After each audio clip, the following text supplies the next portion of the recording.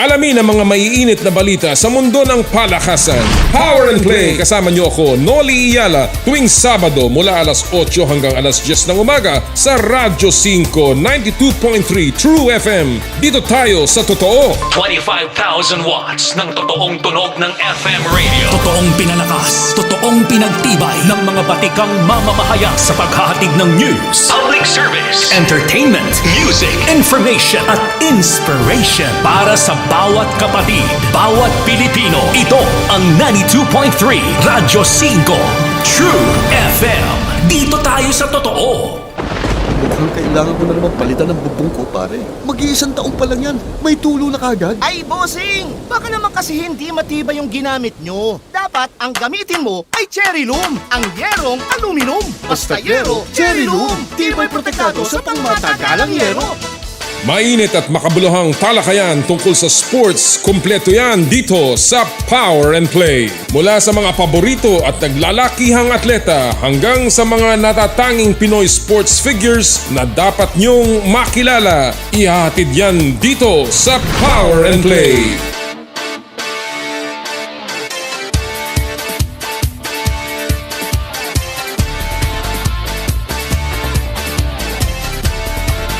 Kapwa ko Pilipino, ipagmalaki ang galing na meron tayo. Ilantad ang likas nating talento at magdala ng saya sa mundo. Sa harap ng pagsubok ay di susuko, para sa pangarap tayo'y porsigido. Magpakitang gilas na at huwag magpatalo, ipagdiwang natin ang Pilipino. Yan ang Pinoy. Mula noon at hanggang ngayon, talento natin ang bida. Mula sa simpleng bakuran hanggang entablado natin ipakita. May pagsubok man ng Pinoy, pinalalakas ng saya. San man tayo sa pulo, Chumbe, Sibay, Lakay, Amiga. Sama-samang pakita ang galing natin katropa sa kapwa ko Pilipino.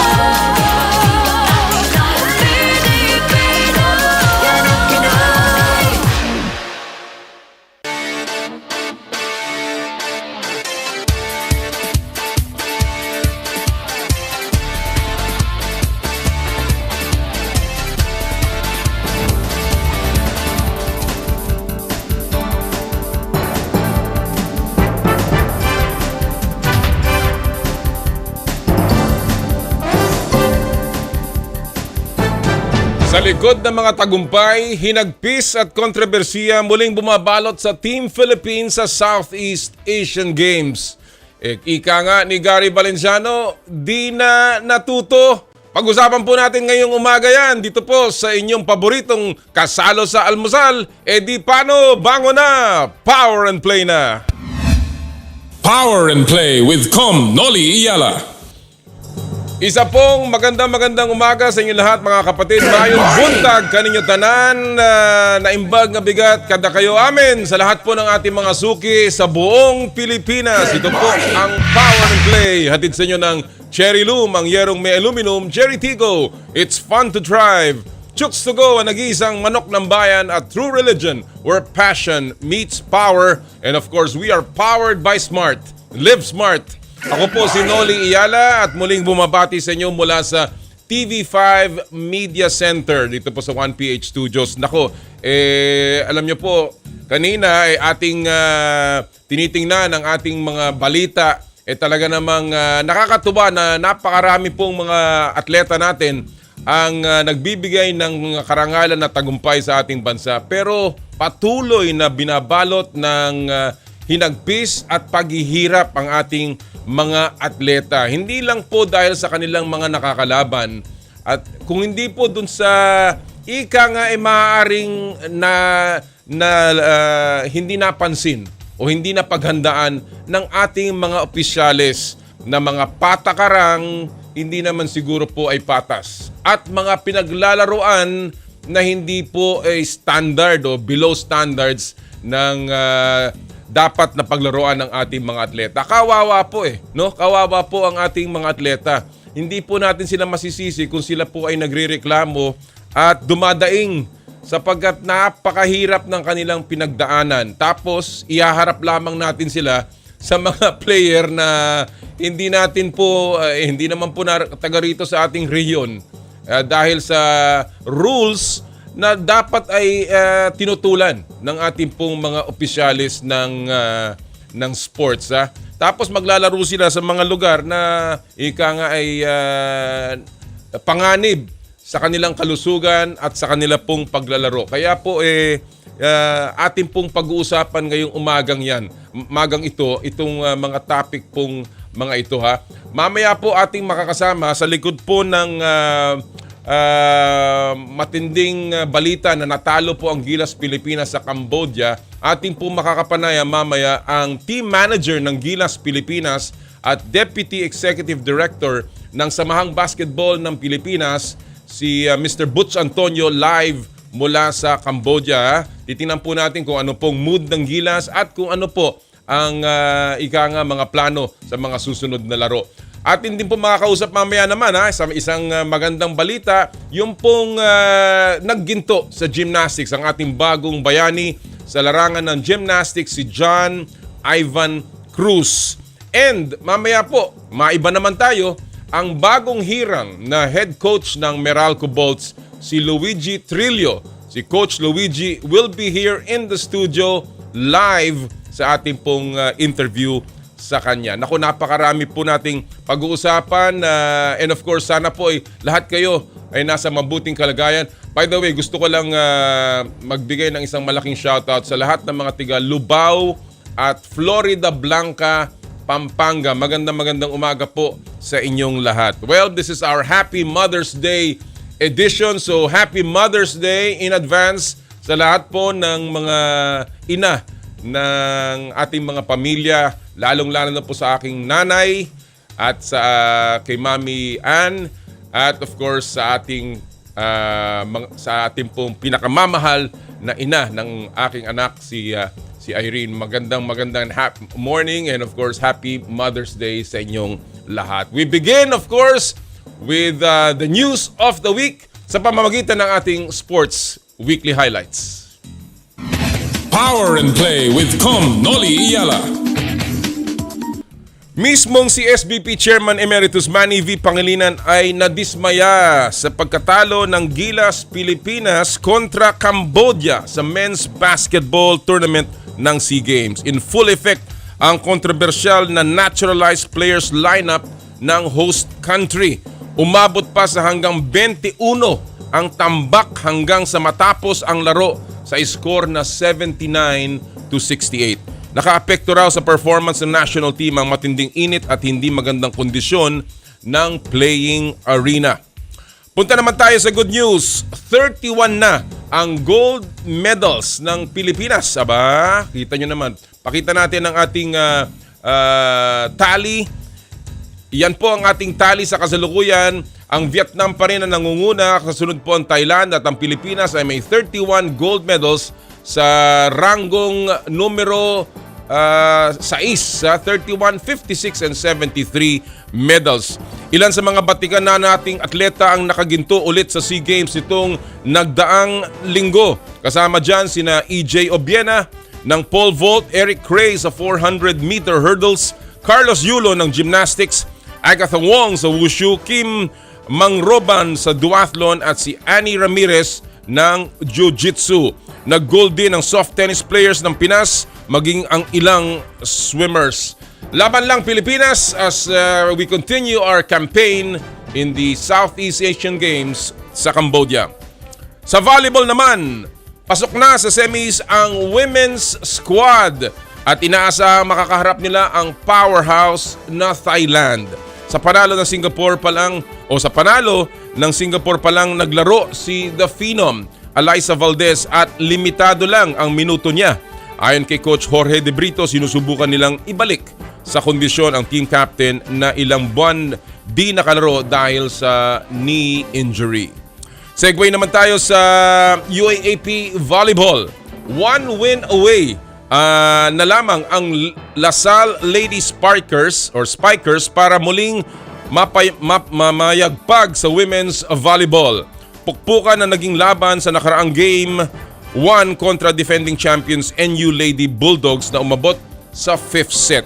Buhay pa naman ang Lady Bulldogs na may tsansang i-extend ang serye sa win or go home Game 3 bukas. Mapapanood yan live sa One Sports at One Sports Plus. At sa NBA, may pasok na sa Conference Finals. Nilaglag ng top-seeded Denver Nuggets ang Phoenix Suns sa likod ng masterful Game 6, 125-100 win. Walang nakapigil kay Nikola Jokic na nagtala na naman ng triple-double numbers na 32 points, 12 assists at 10 rebounds. Hinihintay ngayon ng Nuggets ang mananalo sa Warriors-Lakers series. Isang panalo na lang ang LA at ngayong umaga na po ang Game 6 sa Crypto.com Arena. At yan po ang buod ng ating mga balita sa Sports Weekly Highlights. Naku, kung inaabangan nyo po yung NBA, ang NBA po ay naglalaro na yung ating Game 6 din ng New York kontra Miami Heat. Kung saan, doon po sa mga mahilig sa NBA, nasa first quarter at lumalamang po ang New York laban sa Miami Heat, doon po mismo sa Miami. Lamang po ang Miami dito sa series ito at kung mananalo ang New York, ay may extend po ito sa Game 7. Naku, napakaganda. Mamaya po Warriors-Lakers Game 6 at panoorin po niyan. Pinag-uusapan natin kanina ang mga kontrobersiya na bumabalot sa Southeast Asian Games. Alam niyo po, ang isa dyan ay yung tinatawag na naturalization rule ng Cambodia. Dito po sa rule nito, kahit na sino po ay pwedeng i-naturalize at maglaro. Again, ang aking pong sinasabi tungkol dito ay kung ito po ang rule at ito po ang patakaran, wala lang po tayong magagawa. Ang kailangan na lang po sana natin gawin ay ating pong inavail itong rule na to. Dapat po ito po ay nung simula pa tinutulan na. Pero kung yan po ay pumasa sa Southeast Asian Games Federation, wala na po tayong magagawa. Kaya po, ngayon tayo ay tinatalo ng 6 na mga Amerikanong G-Leaguers sa Cambodia. Wag po tayong magreklamo sapagkat meron ho tayong pagkakataon sanang tablahin yan. Pero siguro po, yung iba sinasabi national pride daw, yung iba sinasabi overconfidence. Ano kaya kung nagdagdag tayo ng naturalized players? Kaya po ang ating pupulsuhan ngayong umagang ito ay patungkol po dyan. Hindi lamang po tungkol sa basketball dahil may mga naturalized players din po ang ibang bansa sa ibang sports dyan po sa Southeast Asian Games. Kaya po ang tanong, sa Pulso ng Bayan, hatid sa inyo ng Chooks to Go, ang nag-iisang manok ng bayan. Sa likod po ng rules sa Cambodia, dapat bang nagpasok pa ang Philippine team ng karagdagang naturalized players para sa SEA Games? Ulitin po natin yan Sa likod po ng rules dyan po sa ginaganap na laro sa Cambodia, dapat bang nagpasok pa ang Philippine team sa iba't ibang sports ng karagdagang naturalized players para sa SEA Games? Mamaya po babasahin natin ang inyong pong mga kuro-kuro. Again, ito po ay hatid sa inyo ng Chooks to Go, ang nag-iisang manok ng bayan. I'm sure sa Twitter account po natin nababasa ko na yung iba't ibang mga komentaryo. Alright, bago po tayo magpasok ng ating unang mga bisita, again, isa pong paalala mula sa ating mga kaibigan sa Joyride Super App. Nagbabalik po ang Joyride Top Up promo sa Power and Play. Simpleng-simple lamang po ang mechanics ng ating promo. I-download lamang ang latest version ng Joyride Super App. Yan po ang QR code. Pwede nyo pong iscan yan. Kuhanan ng screenshot ng app's home screen. Yung pong account name nyo ay dapat lumabas. Ipadala ang screenshot sa Power and Play Facebook page via private message. Isama nyo po ang inyong buong pangalan, registered mobile number sa inyong Joyride account.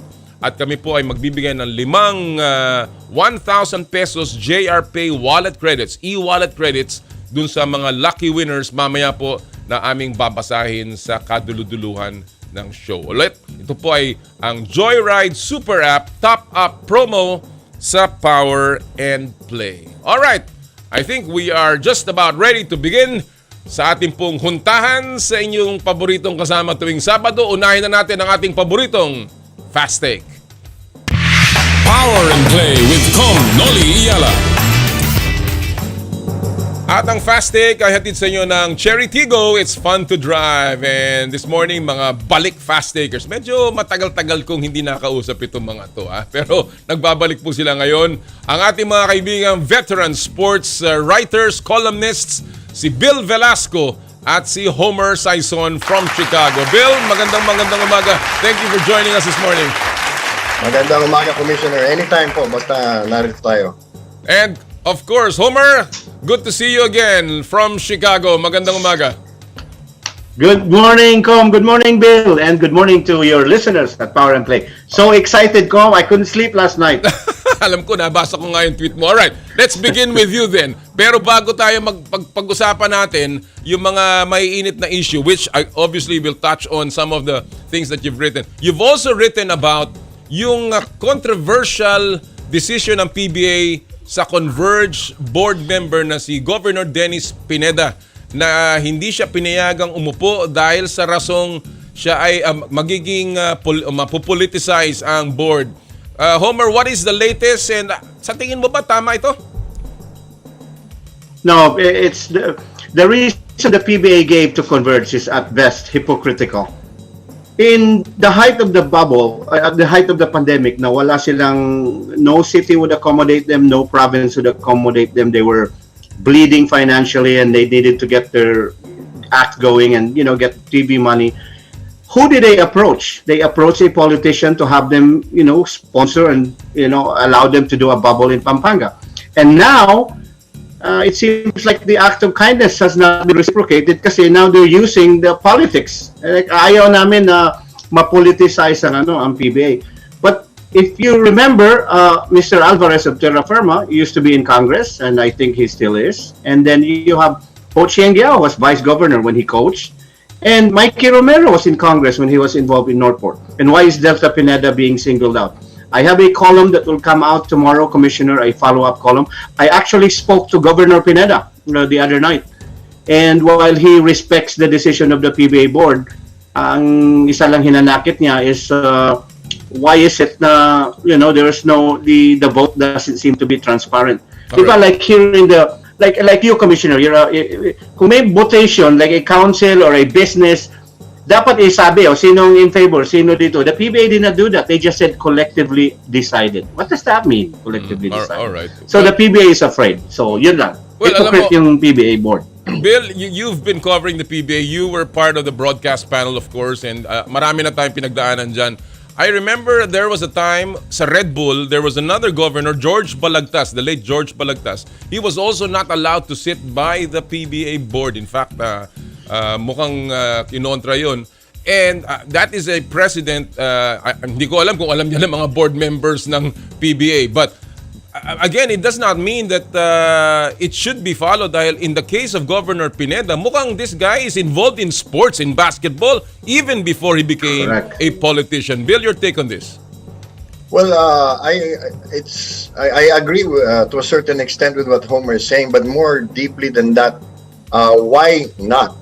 What do you mean by saying that the PBA will be politicized? Politics is in everything.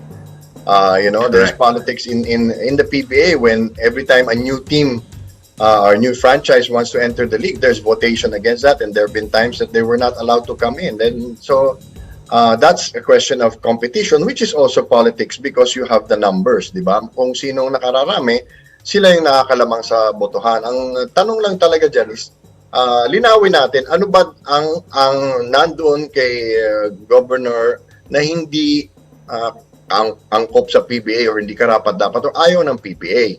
Is it something that can be addressed? Is it something that can be remedied or compromised? Dahil ang sinagot naman ng Converge dyan is hindi namin siya papalitan kasi siya ang gusto naming maging board governor. Kaya medyo and these are not ordinary people that the PBA is also dealing with. Kaya may sinasabi din itong mga taong to. Kaya masalimuot yung issue na yan na sa tingin ko dapat maayos yan lalo na sa lalong madaling panahon because Converge is very serious as a franchise and as a team. They're going to be very competitive in the next couple of years. Yes, and of course, sayang because bihira tayo makakita ng independent team na ganyang ka-involved, ganyang ka-seryoso sa kampanya. And I think this is going to be something that the PBA must address quickly and must address properly. Let me go to another topic now, Bill. You wrote about the naturalized issue, overkill, you mentioned, in the Southeast Asian Games. And obviously, that is the hot topic na pinag-usapan ng lahat na again, if it is the rule, it is the rule. But ang tanong ko dyan is, you talked about politics in sports. Sa tingin mo ba, ito ay pinayagan na lamang ng ganyan-ganyan? Bakit napunta tayo dito sa puntong ito, Bill? What do you think happened and what should have been done by our sports officials? Well, unang-una, napakahabang kwento niyan. Kung babalikan natin yung kasaysayan ng Southeast Asian Games, ay ginagawa na lang itong 1 minute lang, 1 minute lang. Balikan natin yung Southeast Asian Games, ginagawa na lang playground ito ng host country. No? Even in other bigger international competitions, to a certain degree, the host country is allowed to limit participation, add some sports, take out some sports for whatever reason. Pero ito kasi napakasaklap nito dahil inabuso nila yung naturalization rules. No? Sa kanila, basta may passport ka, Cambodian ka. Walang nakalagay dyan kung kailan mo nakuha yung passport. Pwedeng nakuha mo yung passport ngayon, bukas na yung laban. Grabe. Okay sa kanila yon. Ngayon sa FIBA, you have to be no older than 16 when you declare which country you're really going to play for. Kaya may problema kay Jordan Clarkson, kila Christian Standhardinger, Stanley Pringle, these other players. Ang problema lang is medyo abusado na dahil sangkatutak naman ang nilagay nila, isang platoon naman ang nilagay nila sa kanilang basketball team. But historically, this has been done time and time again. The 1984 Olympics, Zola Bad, bawal ang South Africa sa Olympics dahil sa apartheid, ginawa siyang UK citizen. Na-disgrasya naman niya si Mary Decker doon sa 3,000 meter run. Pareho silang natalon. Injured pa si Mary Decker who was the world champion at the time. Even in the US, they've done that. I covered the 1996 Olympics and I was surprised that Hakeem Olajuwon was part of the team. That's right. Yung pala, binigyan siya ng exemption ng FIBA. He became a naturalized citizen in 1993. Pero sa kwenta ko, dapat September pa siya magiging US citizen na formal or makakapaglaro. July pa lang yun, binigyan na siya ng exemption ng FIBA, nakapaglaro siya. So, it's been done time and time again. Ang tanong lang, gagawin ba ng SEA Games Federation ng limitasyon? Sa tingin ko, hindi. Dahil yung mga nagiging host country, naghihintay lang na, kami naman ang hahakot ng maraming medalya. Kung gano'n na lang, bumili na lang kayo ng medalya. Huwag na lang kayo magpalaro kung lokohan lang naman ang mangyayari. Well, Homer, just very quickly on this matter then.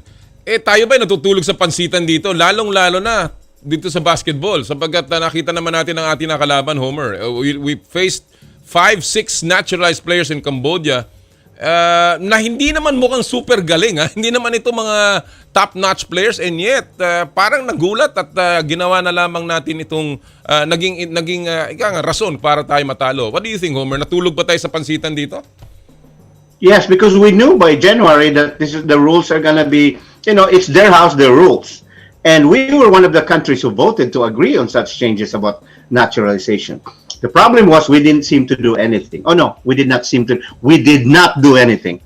Yeah, tingnan mo, Commissioner, we cannot even put people together for practice on Mondays. There were 2 practices that were canceled. So it just speaks of the lack of preparation. And it's just, now you can't cry foul now. And what is perplexing to me is that while the 5-5 team, the Gilas 5-5 said, we were aware. But the Gilas 3-3 team, they didn't seem to be aware na magagamit ng naturalized players. So apparently the left hand is not talking to the right hand here, and the fault goes to the coaching staff. Mamaya makakausap natin si Butch Antonio. Just to clarify this matter, of course, the MVP has already talked, and again in his tweet, and I quote, "What a disgraceful game for Gilas, an ignominious defeat which will be etched deeply in infamy."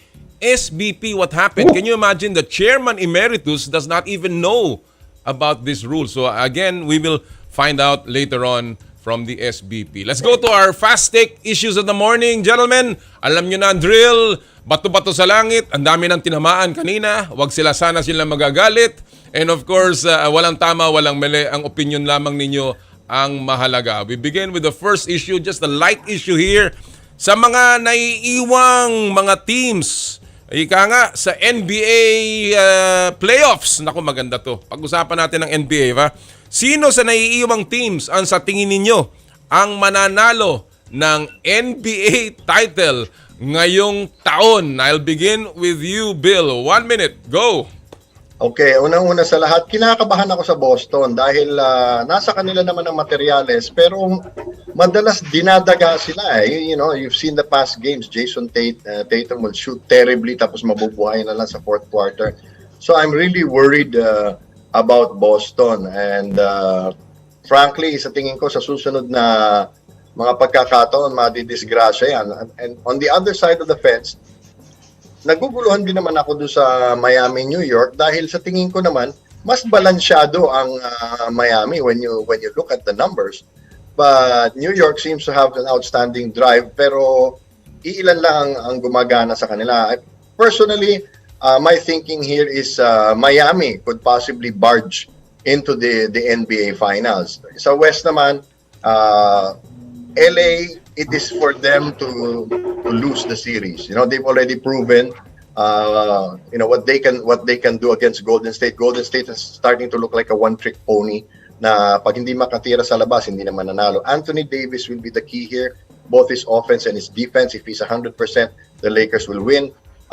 Tingin ko, it will be most likely Miami in the East and the Lakers in the West. And if that happens, I think the Lakers are going to win it. Wow! That's a big take, Bill. That's a big take. Both are play-in teams. Wow! Homer, same issue. Sino sa naiiwang teams ang tingin mo mananalo ng NBA title this season? 1 minute, Homer. Go!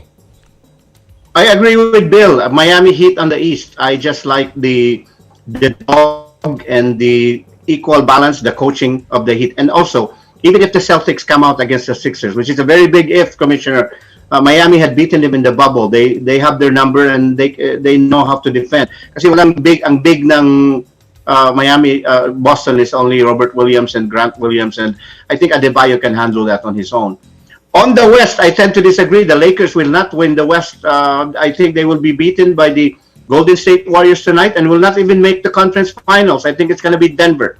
And between the Denver Nuggets and the Golden State Warriors, I pick the Denver Nuggets, Commissioner. They're a very complete team. Kita mo naman kagabi, they laid 81 points on the road against the Phoenix Suns. People don't know this. Number 3 ang Denver. Besides their 2 stars, Jamal and Jokic, or Jokic averaging triple-double, they are number 3 in the league in 3-point shots allowed. And they're a very good closeout team. They rebound well and they defend. Coach nila magaling, very underrated. Has been a coach since 1993, anak ni Brendan Malone.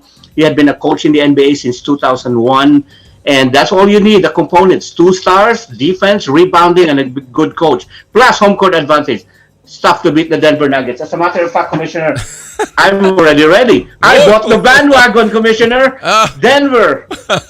Marami nagtatanong, meron bang fans ng Denver? Yun, nakahanap po tayo. Let me just put my take. Ako, alam nyo naman my team. I am, of course, daunting statistics against Boston.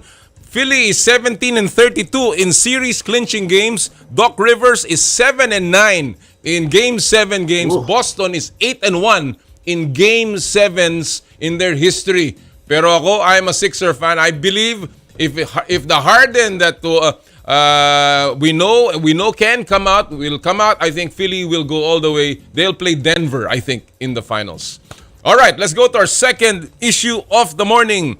Balikan natin ang Southeast Asian Games at ang basketball mismo, kung saan dapat ang Pilipinas ay naghahari at matagal nang naghari sa larong ito. Kaya ang tanong po natin, inabutan na ba ng ASEAN countries ang Pilipinas sa basketball o overconfident lamang tayo? 1 minute, Homer. Go! A little bit of both, Commissioner. As we can see, we were so unprepared against Cambodia. Iyak lang iyak tayo sa antics ng coach. But if we really did our research, this coach was allegedly fired in his Jordan team, the Orthodox, just this year for the same antics. So if we know, if we research him, Gilas could have prepared, like what sets does he like to run, what kind of defense does he run, all the stuff. So unprepared tayo. The second thing, itong mga mixed blood and mixed heritage as allowed also, just like us. May Jordan Clarkson tayo, mga Pringle tayo. Thailand, for instance, has Tyler Lam. And Thailand doesn't have a naturalized player commissioner, but they all have half-blood. So magaling din ang Thailand. And because of that, parang naaabutan na rin tayo. And the numbers don't lie. We lost last year, for God's sakes. And then I just spoke on the phone with Tab Baldwin. He's here in the US for a recruiting trip. And he said, Homer, Cambodia was very good, but man, Indonesia is even tougher. So Gilas really has its work cut out for them. Exactly. So a little bit of both. Lack of preparedness, and then, the other teams trying to get at us. Well, I share your views. Of course, I share Tab. Indonesia will be a very, very strong opponent. Bill, kahapon natalo nga tayo ang women's team natin natalo against Indonesia. So again, ang tanong, inabutan na ba ng ibang ASEAN countries ang Pilipinas sa basketball o masyado lang tayong overconfident? 1 minute, Bill. Go!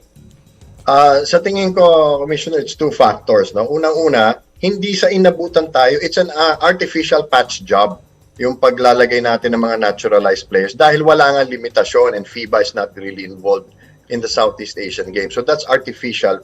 They are coming closer and closer to us. But I think all things being equal, if we use pure nationals, mananalo pa rin ang Pilipinas. On the other hand, ang masakit dito, it looks like hindi natin masyadong sinaliksik yung mga makakalaban natin dahil para tayong nagugulat.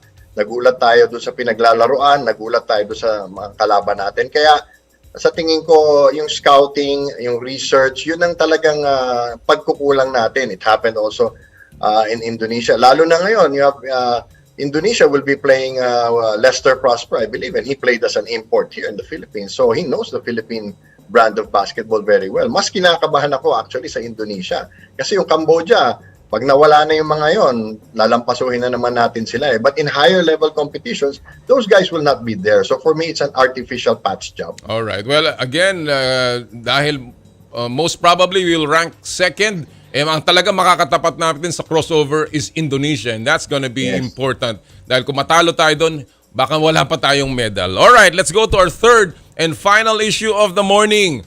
Ito po ay patungkol sa mga sinasabi ng ibang sports officials na pagkalaki-laki ang ginagastos ng Pilipinas dyan sa Southeast Asian Games. We have sent one of our biggest delegations in history and yet we are ranking 6th, probably 7th. We could even fall as low as 7th in the SEA Games dahil sa paiba-ibang rules ng host country. So ang tanong, sa malinaw na pag-manipulate ng rules ng mga host countries sa SEA Games, para paboran sila, panahon na ba na di na sumali ang Pilipinas sa biennial meet?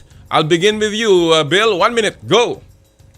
Ako sa tingin ko, hindi sa ganun eh. Tingin ko, you have to change the system from inside. Tayo rin naman, ginagawa naman natin yon. If you look at the history of the Southeast Asian Games, may arnis lang naman pag nasa Pilipinas. But it should be a sport in all of the Southeast Asian countries. Tarong Derajat was a martial art introduced by Indonesia. Actually, ang kagandahan yan, nananalo din naman tayo. Kunbukator, nakailang medalya na tayo doon.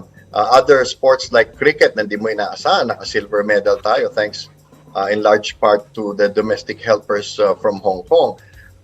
Tingin ko dyan, there has to be a systemic change. Dapat pagkasunduan na ito yung rules, wag natin abusuhin. Ito yung numero na sport na pwede nating ipasok, wag natin abusuhin. Dahil 2005, nung nag-SEA Games dito sa Pilipinas, 2 medalya lang yung dance sport. Pagdating sa Thailand, naging 10 medalya, bawat sayaw may sarili ng gold medal. Yung ganon, dapat yun ang iwasan natin. And then the naturalization, there have to be agreements on the limitations, on the numbers of naturalized citizens. Kailangan pagkasunduan. Kung hindi mo pagkasunduan, tsaka na tayo umayaw. Totally agree. I totally agree with that. All right, Homer, same issue. Sa malinaw na pag-manipulate ng rules ng mga host countries sa SEA Games, para paboran sila, panahon na ba na di na sumali ang Pilipinas sa biennial meet? Homer, 1 minute, go! We should still stay, Commissioner. When the Southeast Asian Games was founded in 1958, it used to be called the Southeast Asian Peninsular Games. The rationale was that it would promote cooperation, good relationships, and camaraderie among Southeast Asian nations. And I think those tenets still hold true today. Kagaya pa ng nagugot, some of the people just don't wake up 7 in the morning just to go, but business deals are made in there. Same thing in the Southeast Asian Games. We develop relationships with Cambodia, our Asian neighbors, And not only that, these events, as much as we like this edition, Commissioner, it also provides an avenue for pocket tournaments na yung mga athletes natin, like preparing for the Asian Games, you can still play the Southeast Asian Game, parang practice. And those are important too. You know, it reminds you of that old saying, you don't have to burn the house down to kill a rat. So every 2 years lang naman to, and I agree with Bill, as long as there are caps on those naturalized players, and one event should not be bloated in a way na magiging 10 medalya, the same event. And those are the things that the federation should agree upon. But getting out of the SEA Games is out of the question. We have to participate, Commissioner. Absolutely, and that's why it is a a wake-up call to all of our sports officials. Knock-knock sa ating chef de mission, si Chito Loizaga. Ano bang ginawa natin dyan? And of course to the POC and the PSC. Sana po ay ayusin natin dahil in the end, ang kawawa ang ating mga atleta. Hindi naman po mga opisyales ang mga atleta na naghahanda. Tapos sila po ay ma-ambush dahil sa hindi nila alam na mga patakaran. Gentlemen, thank you so much for joining me this morning. Enjoy the NBA playoffs. Malapit na. Lamang na lang ang 3 puntos sa New York Knicks. Homer, thank you so much. Bill, thank you so much. We'll see you again. Thank you. Thank you, Commissioner Bill. Thank you. Commissioner. Same here. Have a good show, Commissioner. Thank you. Mga kasama po natin si Bill Velasco at si Homer Sison. Again, interesting morning just talking to the two of them. Sana mas marami pa tayong oras. Alright, bago po tayo mag-break, isa muna pong paalala mula sa ating mga kaibigan sa Smart. Puso Pilipinas is a movement to celebrate the Filipino athlete powered by Smart. Follow them on Facebook, Instagram, Twitter, and YouTube. Get a chance to win exclusive Puso Pilipinas merch by sharing their Facebook page in your social media accounts with hashtag Puso Pilipinas. The Giga Life app is the latest mobile app from Smart that lets you discover and enjoy your passions with the different Giga promos. It can be downloaded and used by Smart Postpaid, Smart Prepaid, Bro Prepaid, and TNT subscribers via the Apple or Google Play Store. What can the Giga Life app do for me? Check your balance, monitor your current subscription, top up using debit credit card, subscribe to the latest Giga promos, monitor your data consumption, auto-detect your mobile number when you are connected to Smart Network, one-tap subscription to the most popular offer, Giga Video 99. And of course, Power and Play is powered by Smart. Live Smart! Sa amin pong pagbabalik, live in the studio, walang iba kundi ang bagong hirang na head coach ng Meralco Bolts, Coach Luigi Trillo. Ito po ang Power and Play hatid sa inyo ng Cherry Loom, Cherry Tigo, Chooks to Go at ng True Religion. Ang oras po natin, 8:37 ng umaga.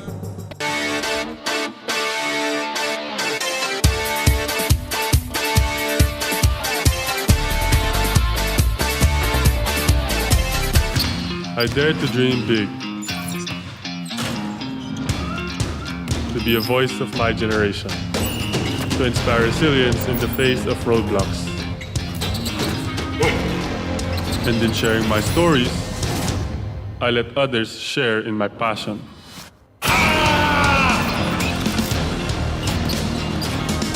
Follow Kai's stories on Twitter and share yours with Smart Double Giga Stories.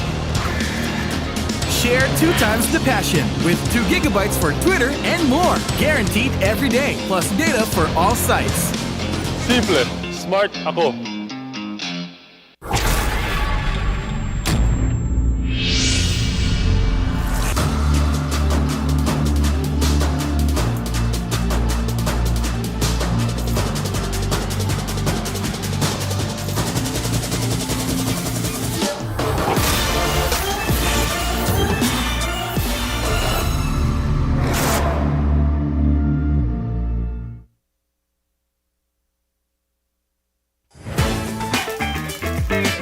Nag-uumapaw sa real chicken juice na swak sa panlasa ng buong pamilya. Available in sweet roast, pepper roast, at harissa roast variants. Chooks to Go. Masarap kahit walang sauce. Tawag na sa Chooks to Go Delivery Hotline 8687-1010 o online sa chookstogodelivery.com or via GrabFood at Foodpanda.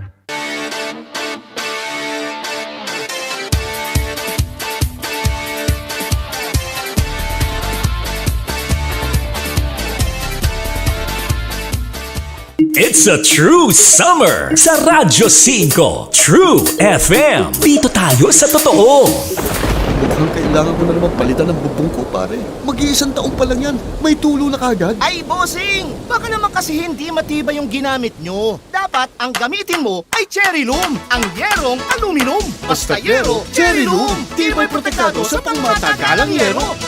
Kumbidado po ang lahat at tara na sa isla dahil sa darating na May 16, 2023, dadayo po ang Alagang Kapatid Foundation at DOH Calabarzon sa Polillo Group of Islands para sa Project Isla, a blood donation drive in Polillo and Bordeos, Quezon Province. Gaganapin ang simultaneous blood donation drive sa dalawang lugar. Una, sa Polillo Multipurpose Center, Polillo, Quezon. At ikalawa, sa Municipal Plaza sa bayan naman ng Bordeos, Quezon pa rin. Pumunta lamang po sa nasabing mga venues sa ganap na 7 a.m. to 11 a.m. Makiisa sa Project Isla, an inter-island effort at saving lives through mobile blood donation. Be a donor, be a hero. See you on May 16, 2023. Alagang kapatid. Mukhang kailangan ko na naman palitan ng bubong ko, pare. Mag-iisang taong pa lang yan. May tulo na kagad. Ay, bossing! Baka naman kasi hindi matibay yung ginamit nyo. Dapat ang gamitin mo ay cherry loom, ang yerong aluminum. Basta yero, cherry loom. Tibay protektado sa pangmatagalang yero. Bakit wonder nanay ang nanay mo? Ako po si Grace, taga San Jose del Monte, Bulacan. Ang mama ko kasi siya na tumayong nanay at tatay naming magkakapatid. Napaka mapagmahal at supportive sa lahat ng bagay. Kaya isa siyang dakilang ina.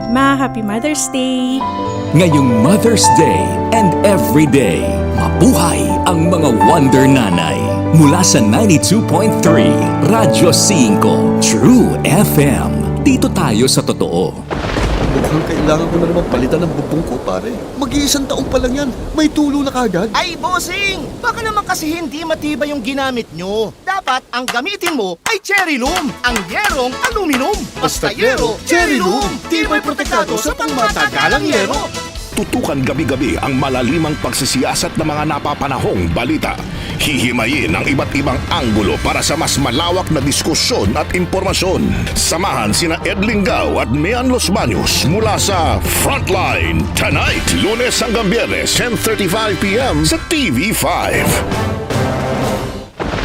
Mukhang kailangan ko na naman palitan ng bubong ko, pare. Mag-iisang taong pa lang yan. May tulo na kagad. Ay, bossing! Baka naman kasi hindi matibay yung ginamit nyo. Dapat ang gamitin mo ay cherry loom, ang yerong aluminum. Basta yero, cherry loom. Tibay protektado sa pangmatagalang yero. Broadcasting from the Radyo 5 studios in Reliance Street, Mandaluyong City, in Mega Manila. 25,000 watts of true broadcast quality. Mas pinalakas, mas pinalawak, mas pinalinaw na tunog ng AM sa FM. Ito ang 92.3 Radyo 5 True FM. True FM. Dito tayo sa totoo. Power and Play with Noli Iyala.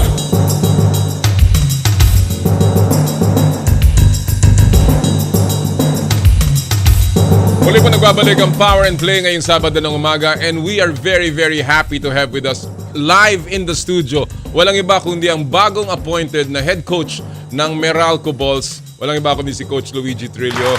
Coach Luigi, thank you so much for joining me this morning here. Good morning, Coach. Always a pleasure. I miss you. It's been a while. It's been a while. Congratulations, first of all, on your appointment. Wow, this is such an honor, for you to return as a head coach. Thank you. I mean, fortunate. Commish, I've been doing this for a long time, 24 years, and last time I did it was 2013. I know, so yeah. Extremely excited for the opportunity.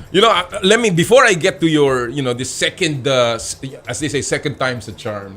You're going back as a head coach. Let me ask you first about Coach Norman. Obviously, Coach Norman and the Meralco Bolts had a very mutual parting of ways, and and he has, as the statement of Meralco put it, he has contributed so much to the team. So let me ask you, what do you think was the biggest contribution of Coach Norman to the Bolts?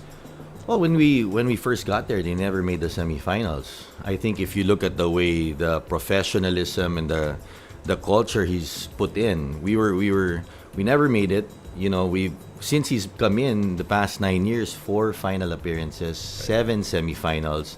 I mean, just being consistent there. At mahirap yun, Komisha. If you think about it, to always make the semifinals out of the last 7 conferences. Think about this. That's 6 semifinals. Right. And they're capable teams. I'm not... You have a Converge that came in when they were with Alaska. You had Rain or Shine. Yeah. I mean, you have Magnolia. And to be consistently there, kahit nga yung mga nagcha-champion, they win, right? But sometimes they fall off the semi. So, we couldn't get it done all the way, but I don't think Coach Norman has anything to prove. I mean, you've worked with him for the longest time. We know what he's done for Philippine basketball. He's done it as a player. He's been a Grand Slam coach, and I think the way he's treated everybody, he's like a mentor to me also. Right. I've been with Coach Tim 14 years, but this 9 years he's taught me a lot, not only on the court. I mean, just watching the way he does things, just like you, they're decent people that know how to treat people. So what will his role be now as a consultant, Coach Luigi? Coach Nenad obviously will be the active consultant. Correct. And it's very different from probably talk and text where Jojo was really aggressive, right? He was the active guy. But I'm excited about it. I know Nenad has a good mind, and we'll be more working in tandem. We'll be working closely together. Obviously, Coach Norman will take a step back in this, but his insights will be there. All right. He still is a consultant. All right. So that's good. maybe the similar way, and just observing him in practice the past 3 days, he's been there. He's there. Norman is still there. He's there. Oh, he's there. That's nice. That's He'll leave maybe I think in about 2 weeks just to attend. He couldn't finish some stuff in the US. Obviously his mother passed away, and he has to fix some things over there. But he'll be with us, and excited about it. But it's funny, I tease him nga because as a coach, sometimes that switch is turned on, right? And sometimes now I see him a little bit more relaxed a bit. Yeah. But his mind's always thinking how to improve. I mean, he's thinking out of the box of how we can improve the team. I'm sure he'll be an asset to you. Let's talk about your second tour of duty as a head coach, Coach Luigi. You were, as you mentioned, a as head coach of Alaska. You won a championship with Alaska. You were a head coach for a month of Meralco, but now it's a full-time job for you as a head coach. What excites you the most on this particular tour? I'm more experienced. I think you learn from things. I'm excited about these group of guys. I'm excited to work with Coach Nenad and Coach Norman as well.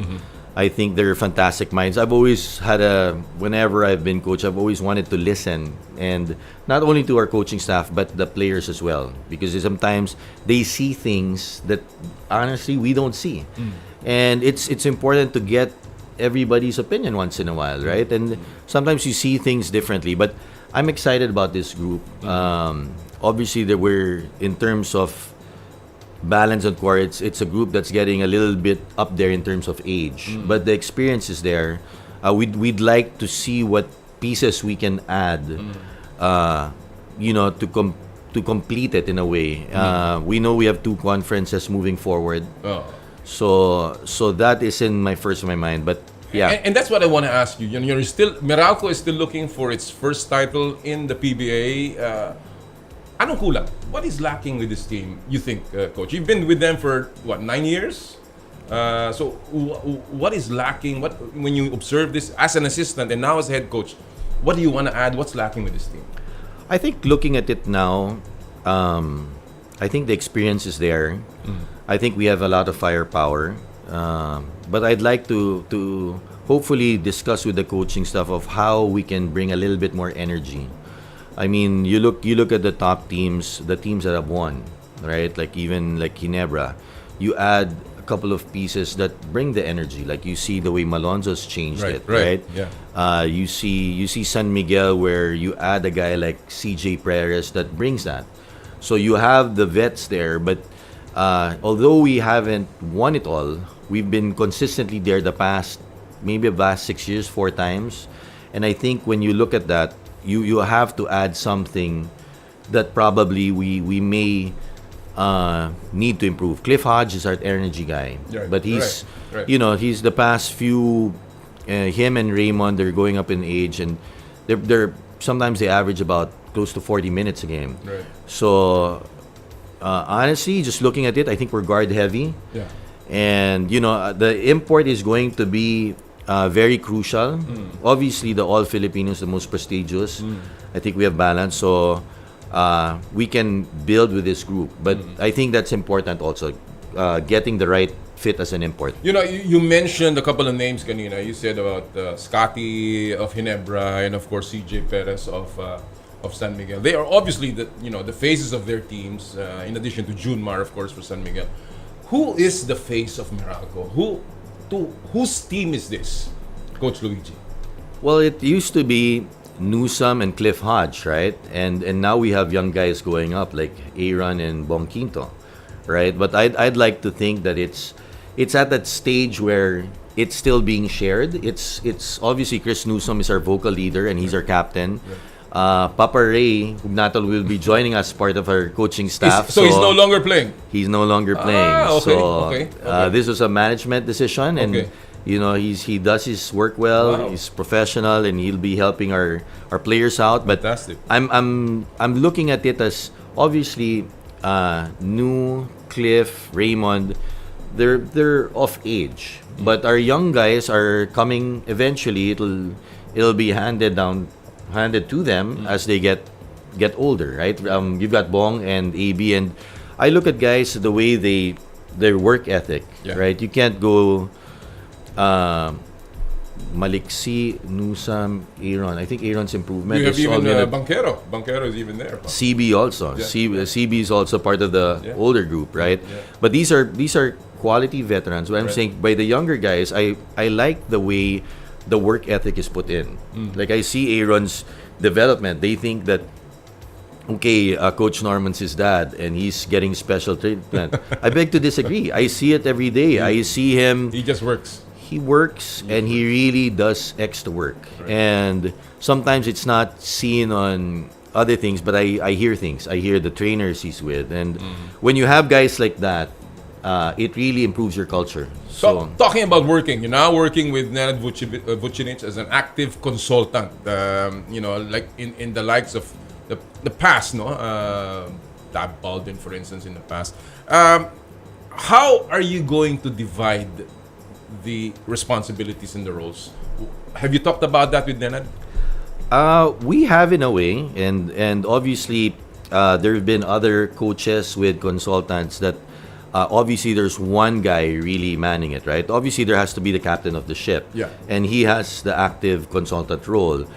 But when we spoke, he said, Coach Luigi, you're gonna have to be really visible and help me. And I think the thing that's nice here, he's also a type of coach that he's okay that I stand up and I talk. And I feel as a coach, I've always wanted my assistant coaches being vocal to the point that they're the guys, sometimes if I have to give the board, so be it, right? But I think this is something that I'm very excited about. I'm open-minded, and I don't mind if he's more vocal. This is not about who's talking more. The thing is, or who takes the credit. Yeah, it's about getting the job done. Right. And I've been all ears. In our first 3 practices, I've opened the door and I've told him, look, he's handled most of it, and I've obviously over my 24 years, I've learned a lot with Coach Tim, Coach Norman, and my own. But seeing Nenad, he brings a lot to the table, and I think that's a weapon we could use because, like anything, sometimes they say forewarned is forearmed. You know what's coming.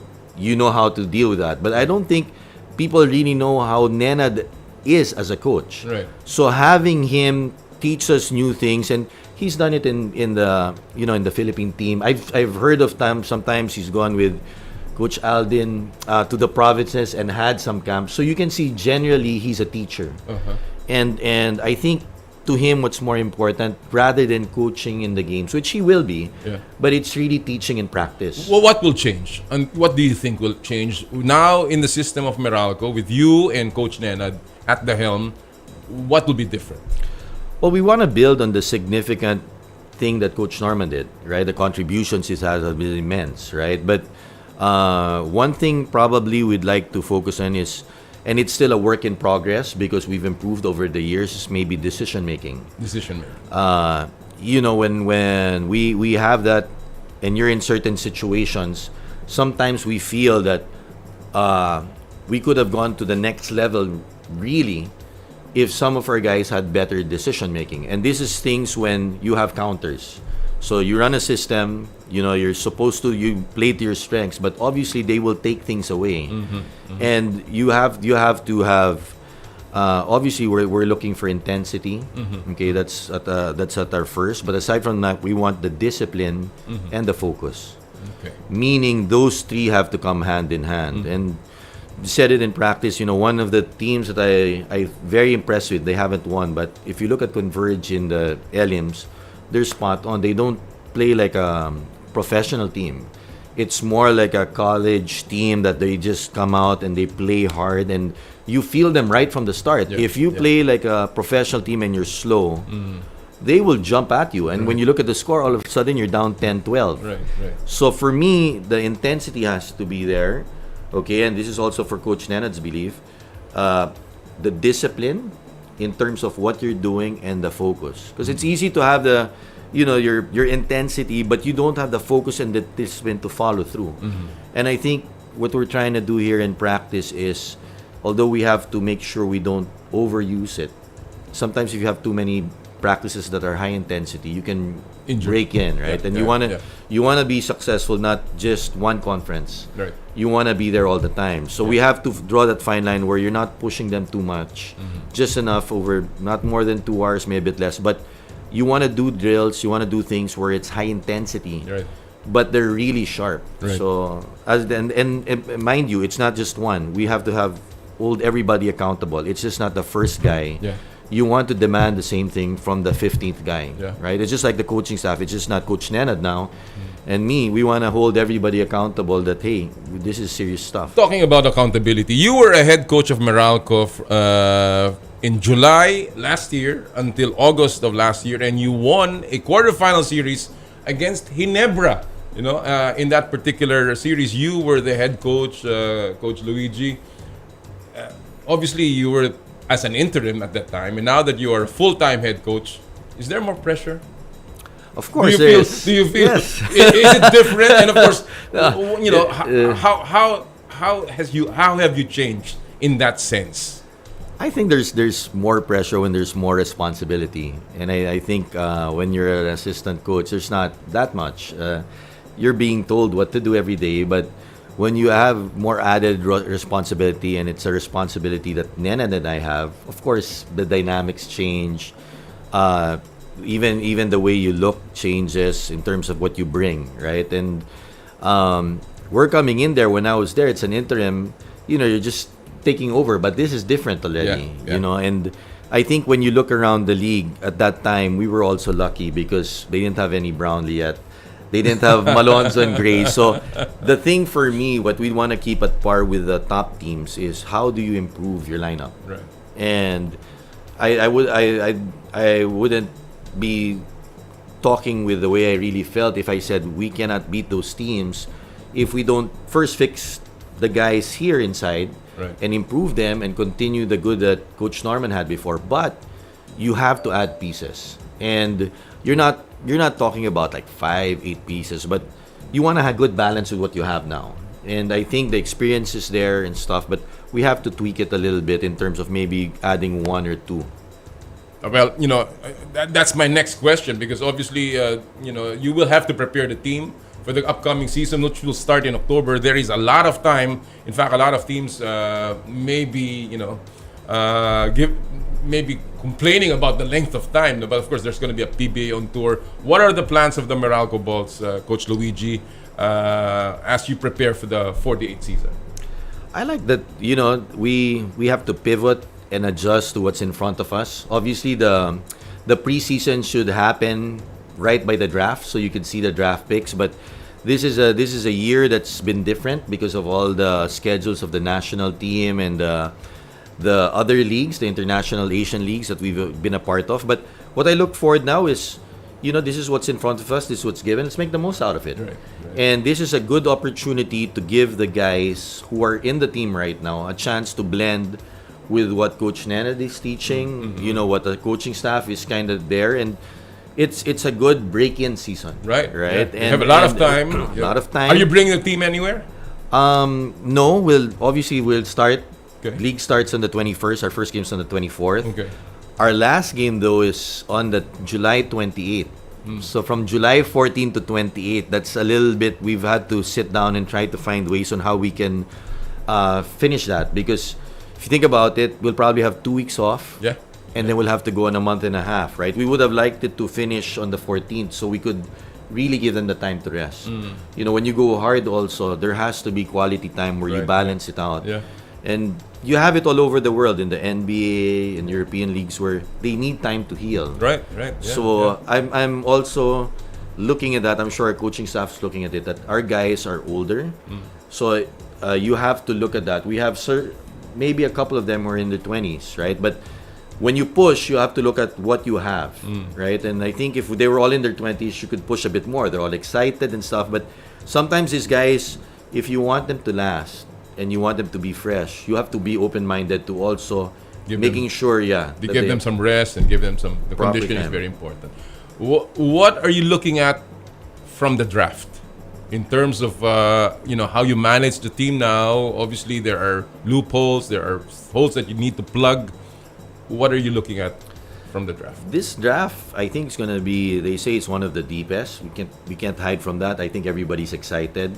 The interesting thing is some of the NCAA UAP players might be able to even join. So it's a double draft because the season will start before that draft. Right. So this is something of interest to us. We are 8th.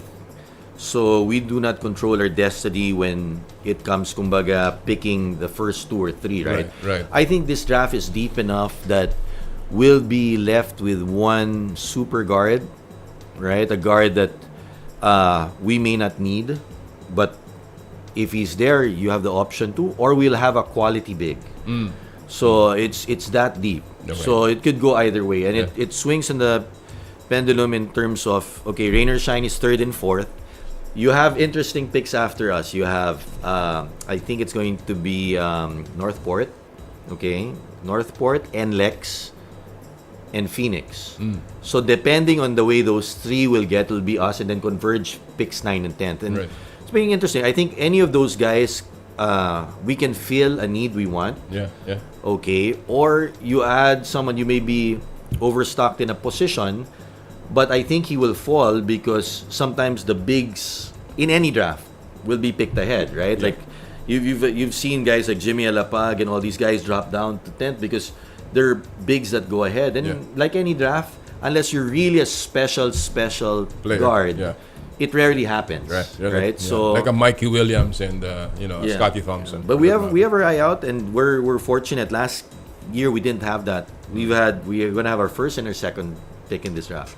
Well, before I let you go, just a couple of questions here.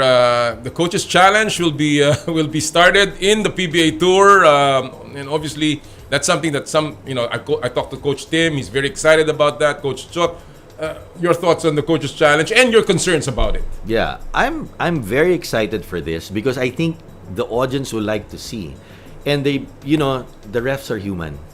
Think about it. The refs are human. I make mistakes. Everybody makes mistakes. But the nice thing is, you can really correct it. It's like us in the game when we do bad as coaches. What did we do wrong defensively? We watch the film. Yeah. But the beauty of this is you'll have beautiful basketball because normally if a game is and done they get well, it right. They get it right. Yeah. They get it right. Yeah. And I think it makes the referee, it takes the pressure off the referees a bit because I'm human. I make a mistake. And I think we have to go to those times of improving the quality of play. And you always look for that. Does the 3-point line go farther? Do you do things? And I think having it, we were in the meeting and I kind of said, why don't we have 2? One in the first, one in the second. And, it's a meeting of the minds of the coaches and everybody there saying, look, if it doesn't work, we can always try to find out how. Is it 2 or 1, right? Another thing we were talking about there was when they are deciding and reviewing it, can we talk as coaches, right? So the room was half and half with that. But I said, let's respect the what the people in the technical committee want. Let's do that. And they said, now we won't talk as coaches. So when they're reviewing, we cannot. I said, that's fine. And, let's explore. Anyway, after, if it can always be changed. It can always be yes. tweaked, But excited that, for you to grow as a league, you always have to try to better yourself. And I think being open-minded to the way the world is changing and bringing this up, I think is great. Well, as a parting shot, Coach Luigi, I know that you are a celebrated coach. You have won a title and you've felt that experience. What are your expectations with the Bolts this coming season? What is the goal for Meralco under your first year as head coach? We're going to demand a lot from them, most especially in practice. Work ethic is first to us. We're looking to continue the culture under what Coach Norman did. I think the one thing that people appreciated about us was we would always fight till the end. And I think that's one thing that you want to bring, right? So we want to continue the good that Coach Norman has done. There will always be high expectations. And I think when you aim high, you also get good results. Right. So this is not about, we're taking our time and we're gonna explore and it's learning experience. We always want the best from us, and we can put that on the floor. So the way we do things, probably, hopefully, watching Coach Norman and Coach Nana, the way they do things, and our staff, it'll trickle down. Well, at the end of the day, I know that Coach Nana and Coach Norman will help, but it is your demeanor, Coach Luigi, your calmness. I've always admired that. And, the way you put new ideas to the team, the way you motivate the team, I think that's going to be a key. I think Meralco is in good hands after Coach Norman, and I wish you all the best. Thank you, Commish. It's always been a pleasure. I remember that time when we were in Guam and I was walking and you kindly brought me. I remember that. I had to buy something in, I think, Walter Mart or something, or one of the places there, and you helped me. And you were patient enough to wait for me. I said, he's a commissioner, and you gave us a lift home. So, but excited about that, and thank you. Thank you so much for joining us today. Good luck to the Meralco Bolts. Mga kaibigan, Coach Luigi Trillo, ang head coach po ng Meralco. It is, it's going to be an exciting season for them this coming 48th season. All right, when we come back from this break, bago tayo mag-break, isa muna pong pagsilip sa ating pop culture at viral videos sa mundo ng palakasan sa Stop and Pop. Power and Play with Noli Iyala. Wala tayong video ngayong linggo pero may mga larawan tayo mula sa SEA Games na mapapasabi kayo ng yan ang pusong Pinoy. Tingnan niyo po ito. Ito po yung ating marathon runner, track athlete na si Edwin Giron. Nangunguna si Giron sa 800-meter race nang bigla lang siyang bumagsak dahil sa pulikat. Dali-daling pumunta ang medical team na may dalang stretcher para tulungan ang atleta, pero imbis na magpabuhat, tumayo si Edwin at pinagpatuloy ang karera hanggang matapos siya. Di man nanalo ng ginto, napatunayan naman ni Giron na walang kapantay ang kanyang determinasyon at puso ng Pilipino. Proud of you, kabayan! And yan at ang ating Stop and Pop. When we return, we will have the Southeast Asian Games gold medalist in gymnastics, John Ivan Cruz, in the house, or rather on Zoom. And of course, mamaya po makakasama rin natin si Butch Antonio ng SBP. Ito po ang Power and Play, hatid sa inyo ng Cherry Loom, Cherry Tigo, Chooks to Go at ng True Religion. Ang oras po natin, 9:08 ng umaga.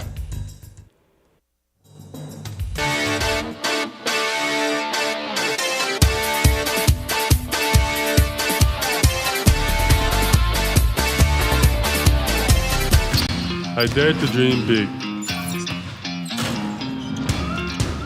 to be a voice of my generation, to inspire resilience in the face of roadblocks. And in sharing my stories, I let others share in my passion.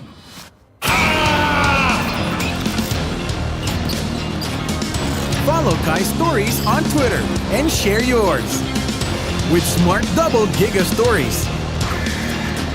Share 2 times the passion with 2 gigabytes for Twitter and more. Guaranteed every day, plus data for all sites. Simple, smart ako.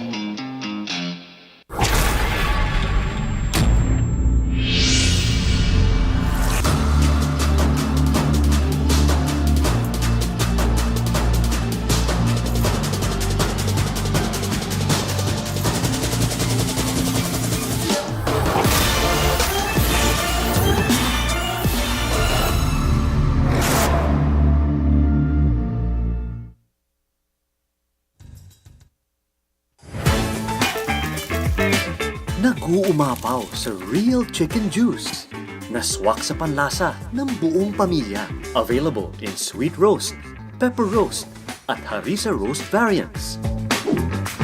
Chooks to go. Masarap kahit walang sauce. Tawag na sa Chooks to Go Delivery Hotline 8687-1010 o online sa chookstogodelivery.com or via GrabFood at Foodpanda.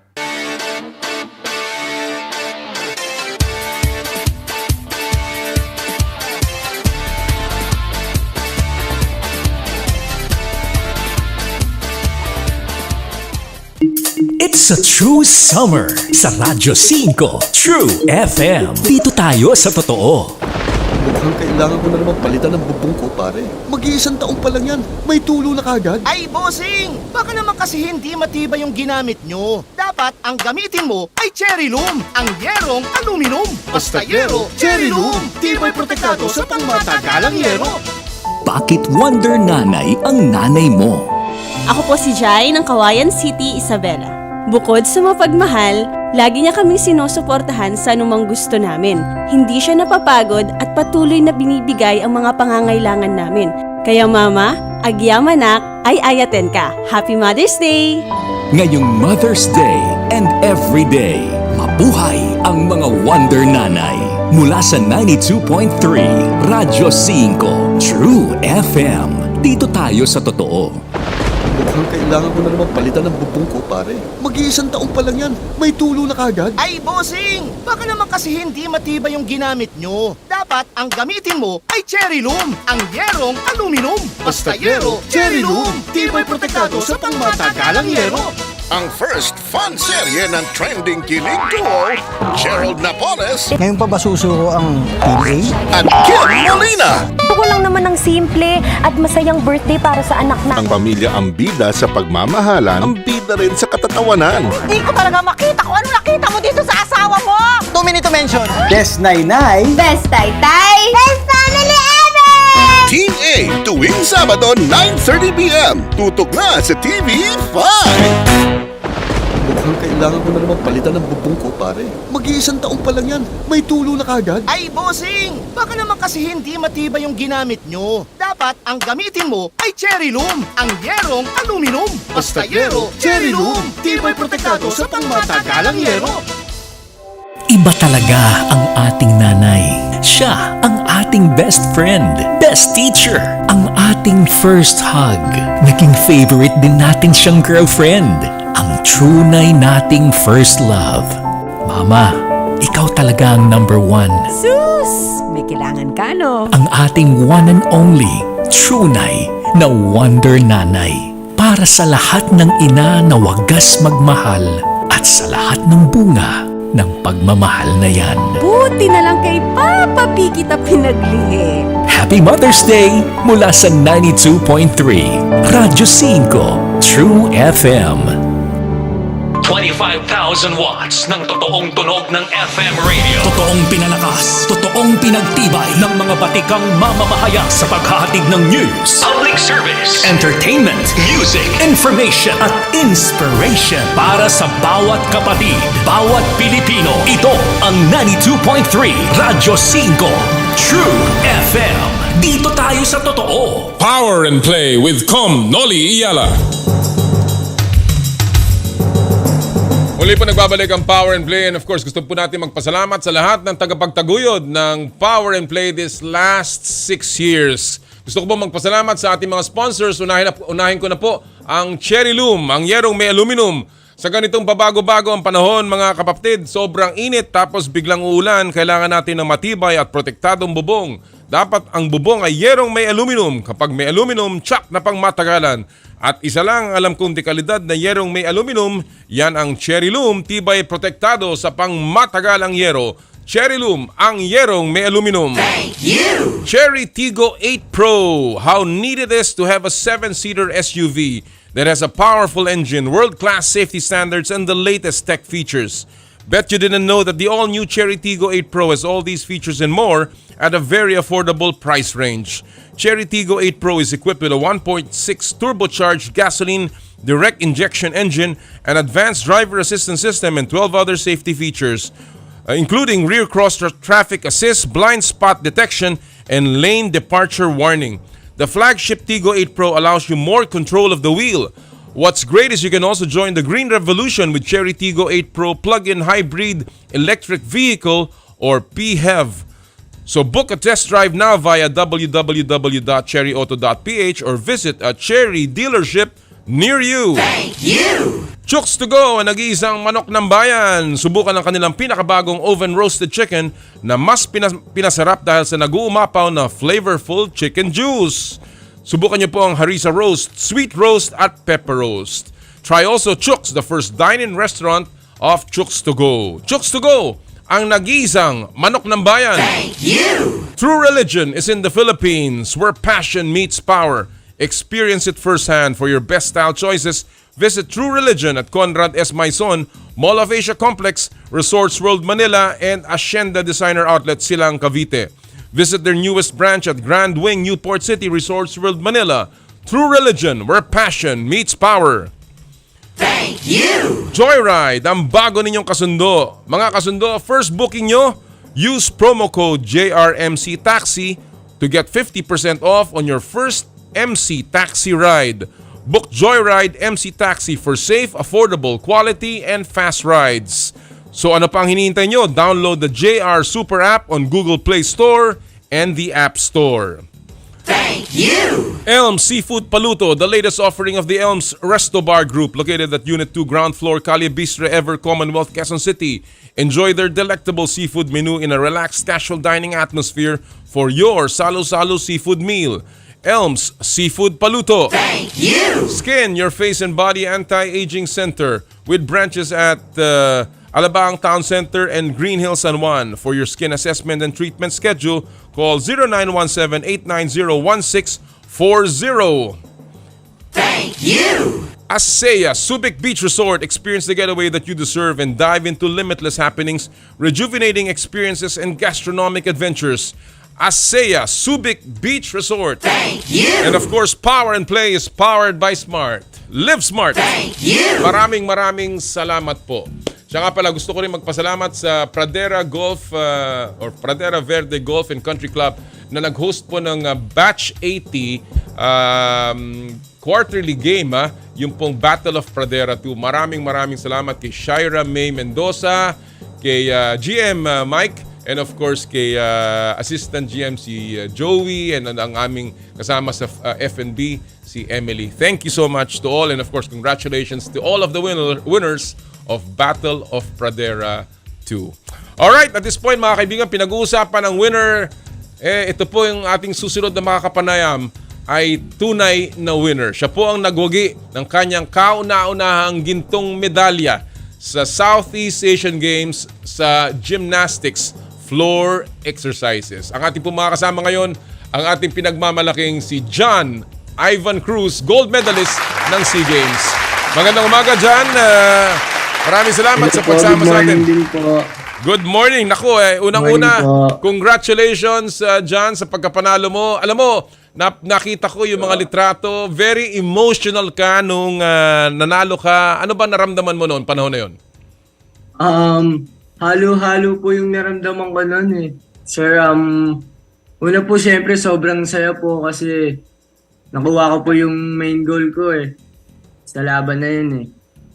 And sa mga suporta po ng mga yan po, sa mga teammates ko po, sila din po yung ginawa akong inspirasyon sa laban na po yun. Ayun, nakikita natin ang litrato mo ngayon sa video. Talaga namang talagang balot ng galak, of course tears of joy, yung ating nakikita yan at emosyon. Alam mo, napakaganda ng kwento mo dyan, yung nabasa ko. Kwento ng pagsisikap, kwento ng perseverance, ng hard work dyan, at talagang nakakatuwa ang nangyari sa'yo.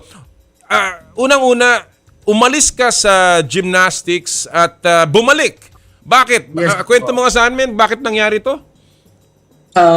Mga time na po yun, parang wala na po akong gana sa ginagawa ko po. Pag pumupunta po ako ng gym, wala na pong nangyayari. Bakit? Oo. Di ko din po alam kasi yung medyo bata pa po ako noon, yung isip ko wala pa po sa, alam niyo po yun. Sino ang nagkumbinsi sa'yo na bumalik? Sino ang nagkumbinsi sa'yo bumalik? Unang-una po yung pamilya ko po, syempre, yun kagad yung isip ko din po eh. Kasi hindi naman po habang buhay bata, gano'n. Tsaka, pamilya po talaga yung nagtulak sa akin para po bumalik ulit. At sulit na ang pagbalik dyan dahil sa pagkapanalo mo. Yun nga po eh. Last year po kasi nung dun ko din po nasabi na hindi pa din po uli lahat. Kasi yung pagkapasok ko po nun kaagad sa national team, binigyan po kaagad ako ng laban. Oo. Tuwa po ako na di pa din po talaga tapos yung laban ng buhay. Talaga? Ituloy ko na lang po. Well, batang-bata ka pa naman, 21 years old, and of course, yung kauna-unahan mong Southeast Asian Games medal. Gaano ka katagal nag-train para dito, John?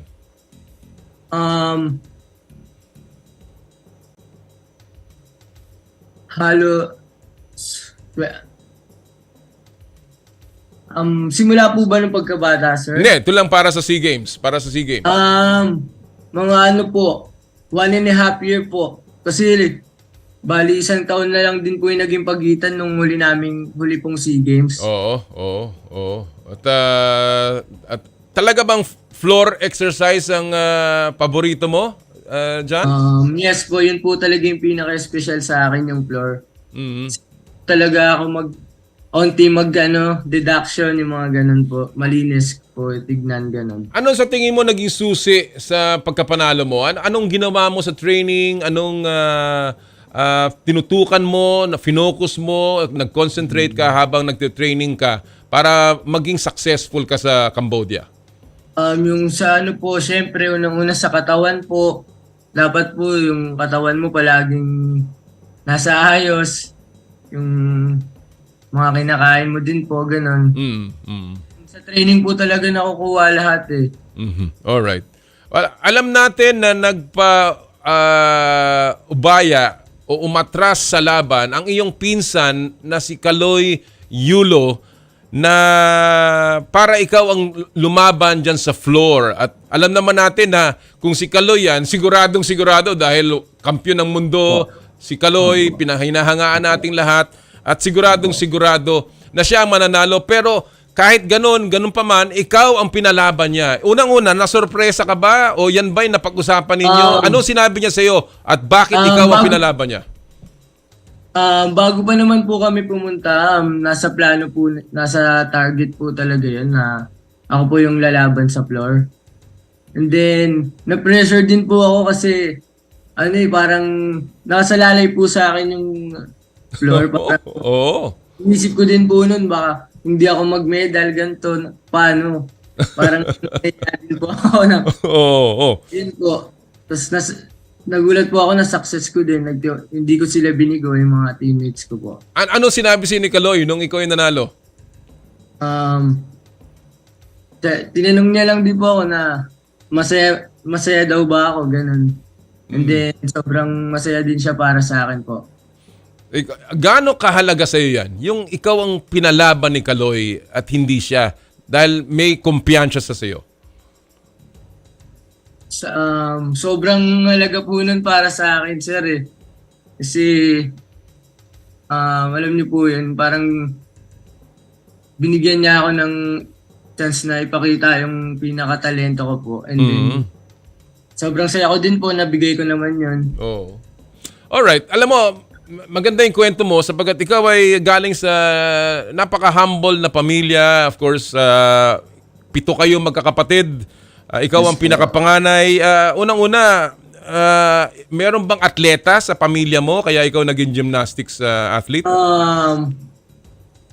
Wala po. Ang papa mo, ang daddy mo, ang mami mo, nanay mo, naglaro ba? Wala po, wala naman po. Ang sinasabi lang nila yung papa ko po dancer, ganun eh. Dancer? Aba, oo. Nahilig din po ako sa tumbling. Importante yun sapagkat sa floor exercises, kailangan may rhythm ka talaga. Merong ang konting konting sayaw, may konting grace, no? Bakit ka nagka-interest sa gymnastics, John? Una-una po kasi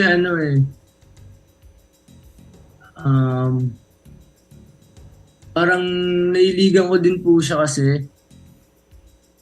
Parang Saan ka ba nagsimula? Saan ka nagsimula mag-gymnastics? Tatumbling lang po kami nun sa Tumbling lang, ha? Saan? Sa playground hanggang sa dinala po kami ng lolo ko sa Rizal Memorial nga po, Sports Complex. Oh. And May nakakita sa'yo? May nakakita ba sa'yo? May nakadiscover? may nakadiscover po sa amin. Actually, pasabay ko po si Kuya Kaloy talaga. Po kami nagsimula. And then, ayun po, natanggap naman kami hanggang sa minahal ko na yung gymnastics din po. Meron ba susunod sa mga kapatid mo sa gymnastics? Meron bang nagkakahilig na? Hindi ko pa po alam. Sir, wala pa po ang nakikita sa kanila. Nabanggit mo na sa mga interview mo na ang inspirasyon mo ay yung pamilya. Anong nasabi sa iyo? Anong unang reaction ng mga kapatid mo at ang mga magulang mo nung ikaw ay nanalo? Sobrang saya daw po nila lahat, ganun. Lalo po yung pamilya ko. Yung mama ko po, ganun.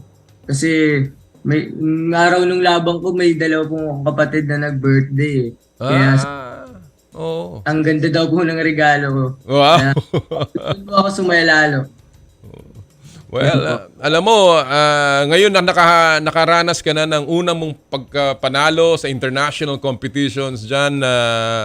Ano ang masasabi mong kagandahan nitong experience na to at ano ang maidudulot ito sa buhay mo? Sobrang laking tulong po na itong bagay na to po. Kasi po, yun nga po yung sinabi ko sa interview na kahit pa paano maiba ko yung buhay namin po. Kasi ayoko na po maranasan yung dating dinanas ko po eh. Alright. Ito po siya balikan. Meron kang incentive na makukuha dahil sa pagkapanalo mo ng gold medal. Naisip mo na ba dyan kung saan mo gagamitin ito? Yung sa pamilya ko po talaga para po sa ikakabuti ng pamilya ko po. And then, yung mga ibang sobra, ikikip ko lang po muna para sa future ko pag kanin. Yun po. Alright. Anong mga plano mo ngayon, John, after the Southeast Asian Games? Meron ka pa bang lalabanan?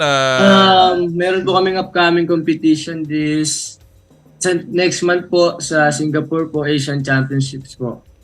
Alright.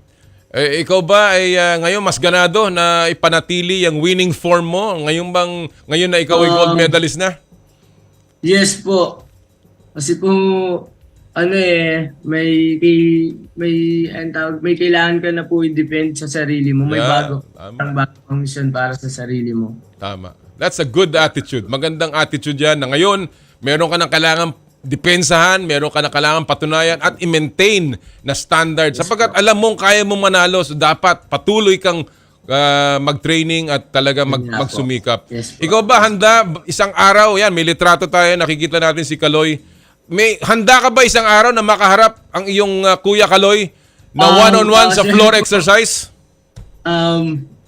Yes po, syempre malaking bagay po yun yung magkakalaban po kami. Kasi po dati ganun na kami dalawa eh.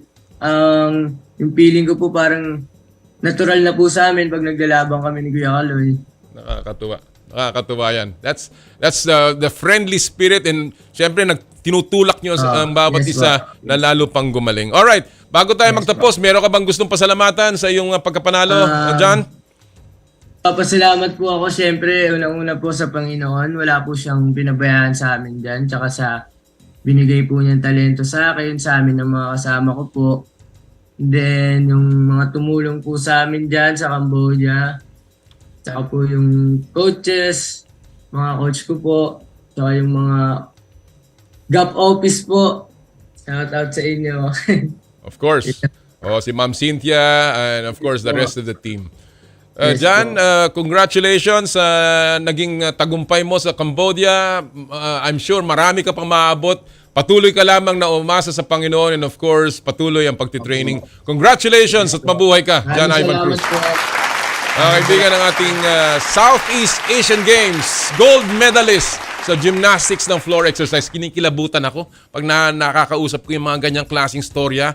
Yung pong nagbibigay ng inspirasyon sa ating lahat. Galing sa hirap, trabaho. At yan po, nagbunga ng isang medalyang ginto. Karangalan, hindi lamang para sa bansa, kung hindi para sa kanyang pamilya. Congratulations ulit kay John Ivan Cruz. Alright, at this point, we're talking about the Southeast Asian Games. I-segue na po natin, tuloy-tuloy na tayo. Kamustahin natin ang ating Team Philippines dyan sa 32nd Southeast Asian Games. We have on the line right now, walang iba, kung hindi ang ating One Sports correspondent, Paulo Del Rosario. Good morning, Pao. Thank you for joining us. Quickly, what is the latest? What is the latest on our medal winners and the current tally of the Philippines, Pao? Sixth place tayo ngayon sa medal tally, 31 gold medals so far ang Pilipinas, and of course, lahat ng mga gold medalists natin, grabe, sobrang saya nila. It's always great interviewing them right after yung mga event nila. And hopefully, we'll get a few more in the next few days kasi grabe, yung mga pet events na natin are up next in terms of yung mga gold medal matches na gold medal events. Kaya sana arangkada tayo in terms of yung medal tally natin. And obviously, yung goal natin is to reach around 4th place, 5th place yung Hanoi ranking natin in 2021. But of course, here in Cambodia, there is still hope na makaka-4th tayo or at least 5th place, matching yung record natin dati.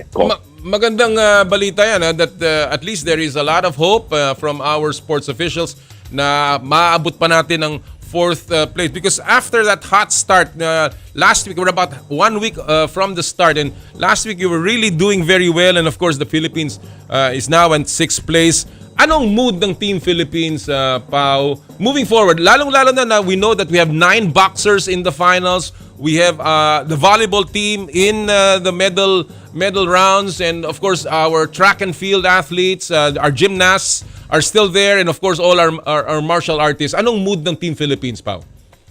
Well, medyo hopeful as a whole yung Team Pilipinas in terms of trying to get even a better ranking sa medal tally natin. Pero syempre, if you look at it from individual teams, some might feel differently based on sa mga nangyari. But then, you're absolutely right, for example, sa tennis, sa mixed doubles, may gold medal match po tayo soon. Boxing, you mentioned the 9 gold medalists, potential gold medalists that's about to see action. Tapos may arnis pa tayo. And sana kakakot din tayo ng mga gold doon.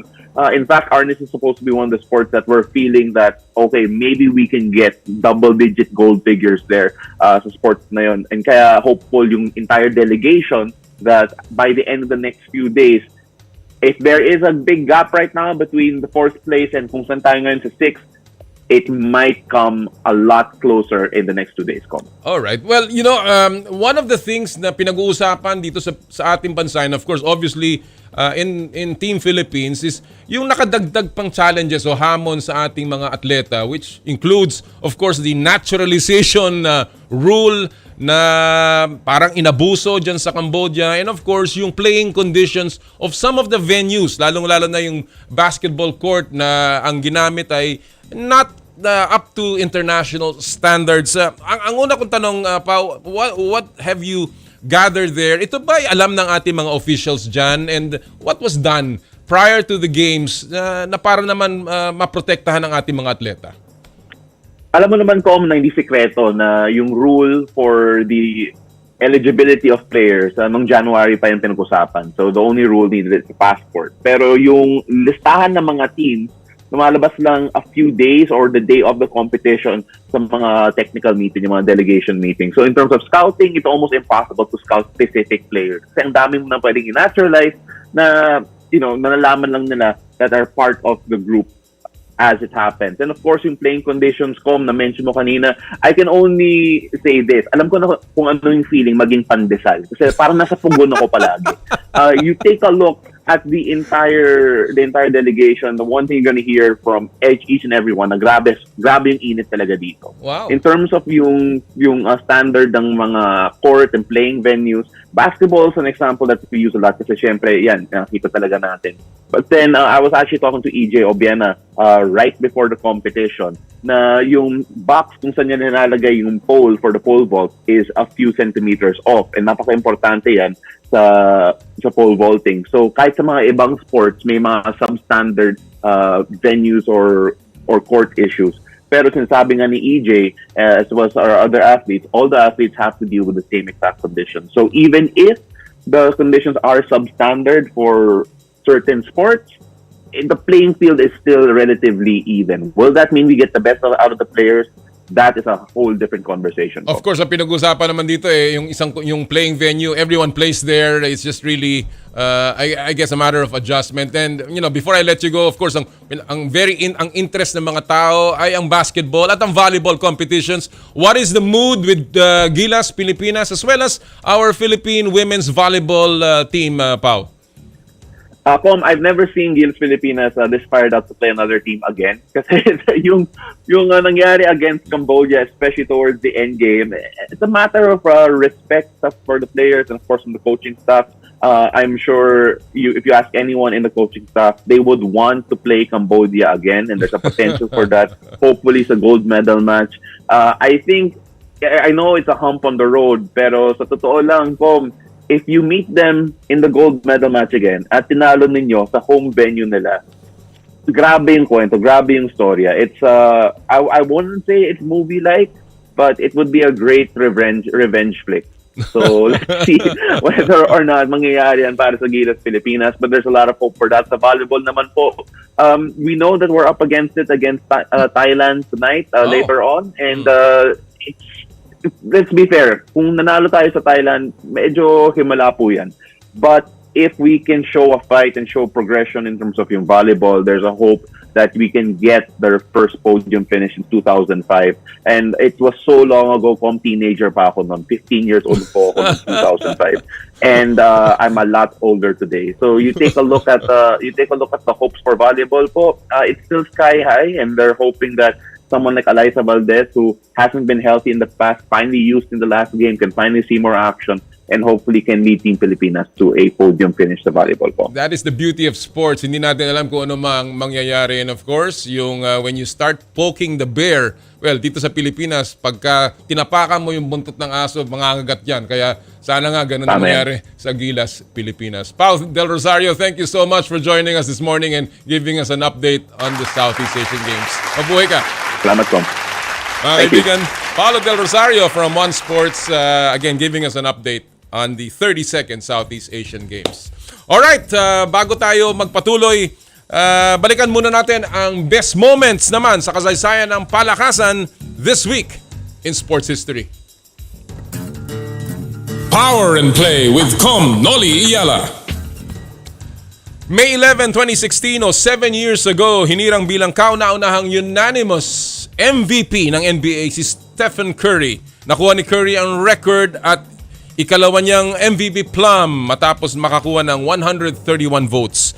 May averages na 30.1 points, 6.7 assists at pumukol ng 402 3-point shots ang babyface assassin noong 2016 season. Ito rin ang taon na nabasag ng Warriors ang regular season record sa likod ng 73 wins at 9 losses. Stephen Curry becomes first and still the only NBA unanimous MVP this week in sports history. Wow, I remember that particular year. And of course, the Warriors will be playing today. Mamaya-maya po yung laban sa Los Angeles Lakers trying to save their season. And talking about saving their season, ito po ang susunod nating guest trying to save the Redeem Team. Ang ating pong ilalagay sa In the Spotlight. Power and Play with Noli Iyala. Gilas Pilipinas ay nagtatangkang maibalik ang gintong medalya sa Pilipinas sa basketball.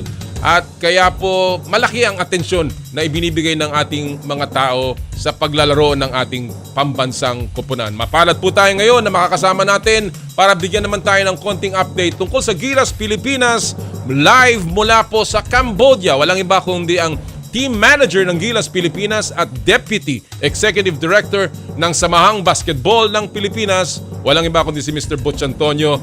Magandang umaga, Sir Butch. Thank you for joining us this morning. Good morning, Com. Good morning, Kamish. It's good to be back in your show. And hello from Cambodia. Alam ko na busy ka dyan. Sana hindi masyadong maanghang ang mga kinakain mo at masyadong mainit ang panahon dyan sa Cambodia. First of all, Butch, of course, we know that we're coming off a loss laban sa Cambodia. Very sorry and tough loss. But anong moral ng team sa kasalukuyan, Manager Butch? And of course, anong sinabi ni Coach Chot sa team? Well, of course, it was a bitter loss last 2 nights ago against Cambodia. Pero the team has been meeting. Kahapon nga, we had an hour and a half talking about things, no?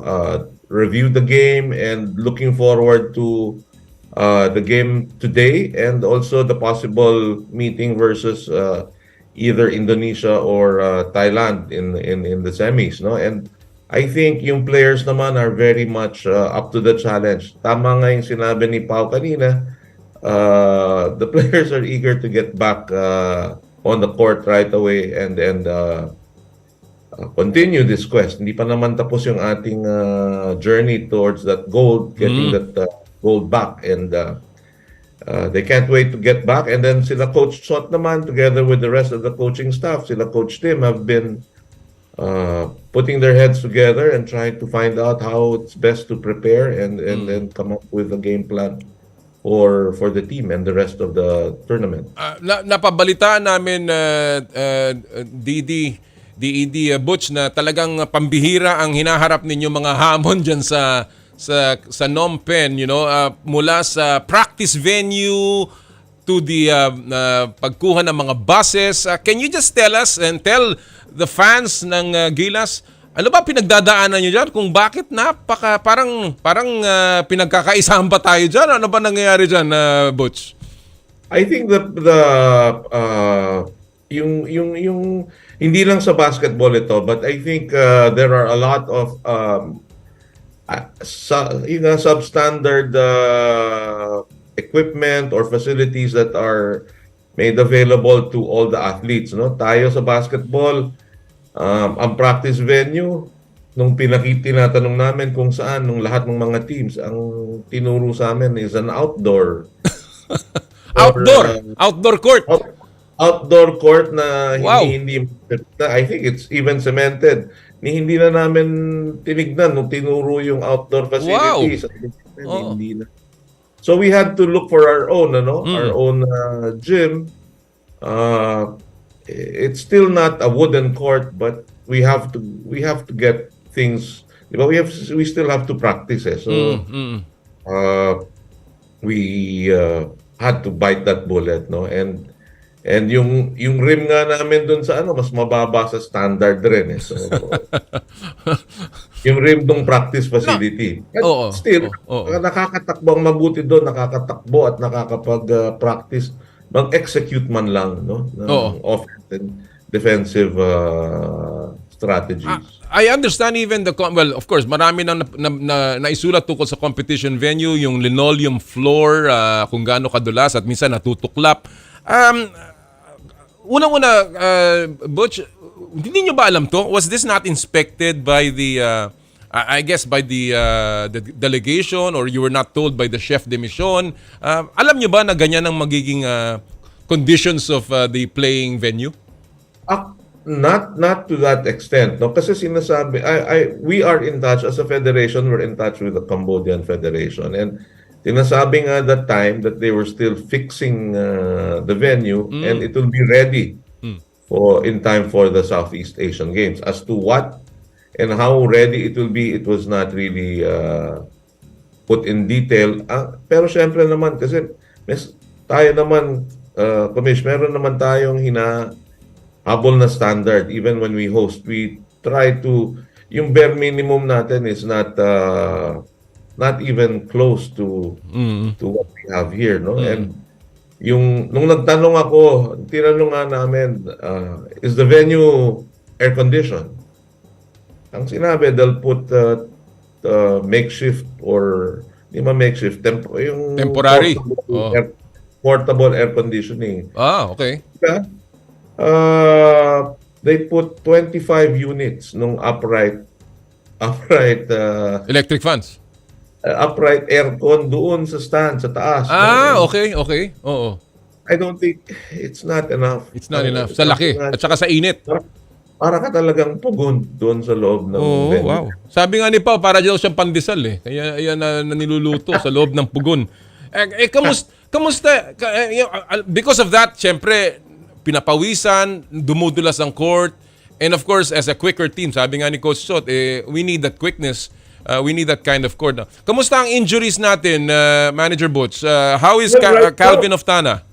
Calvin Oftana suffered a calf injury in the calf. No? So we're trying to see if he can still make it to the playoffs. Pero we doubt it. But sila Doc Randy Molo and Dexter Aceron are working on him continuously. But we'll see. We'll see. And then as far as the coping with the heat, ang ginagawa na lang natin, yung ating cooler, punong-puno ng ice bag, no? Yung mga yelo na nilalagay. So that during breaks, we put ice on the players para ma-cool down sila ng konti. And sa pagdating naman sa floor, alam nyo naman, pag yung mga linoleum floors, konting basa lang, sobrang parang skating rink na yan. So even our utility is alert, no? We asked permission from the technical table and the referees na napayagan tayo paminsan-minsan to help in wiping the floor. Kasi mahirap na eh. Yung kanilang map, mga kasinlaki lang ng isang box of tissues. Talagang hindi matutuyo, ano? Mas makakalat lang yung basa eh. So, okay. Oo. Ayun, nagdadala na tayo ng tuwalya para outright absorb kagad ng tubig. Kamusta si Justin Brownlee, Manager Butch? Kamusta siya ngayon? Si Justin is up now. He's up and about. He had dehydration issues nung last game. He was really drained. But ang ano nga namin is let's not lose faith in Justin, no? Justin is still Justin Brownlee, and nakita naman natin nung nag-pick up siya ng konti, nung nakapag-pick up siya nung second half of the game against Cambodia, that he was already getting his bearings.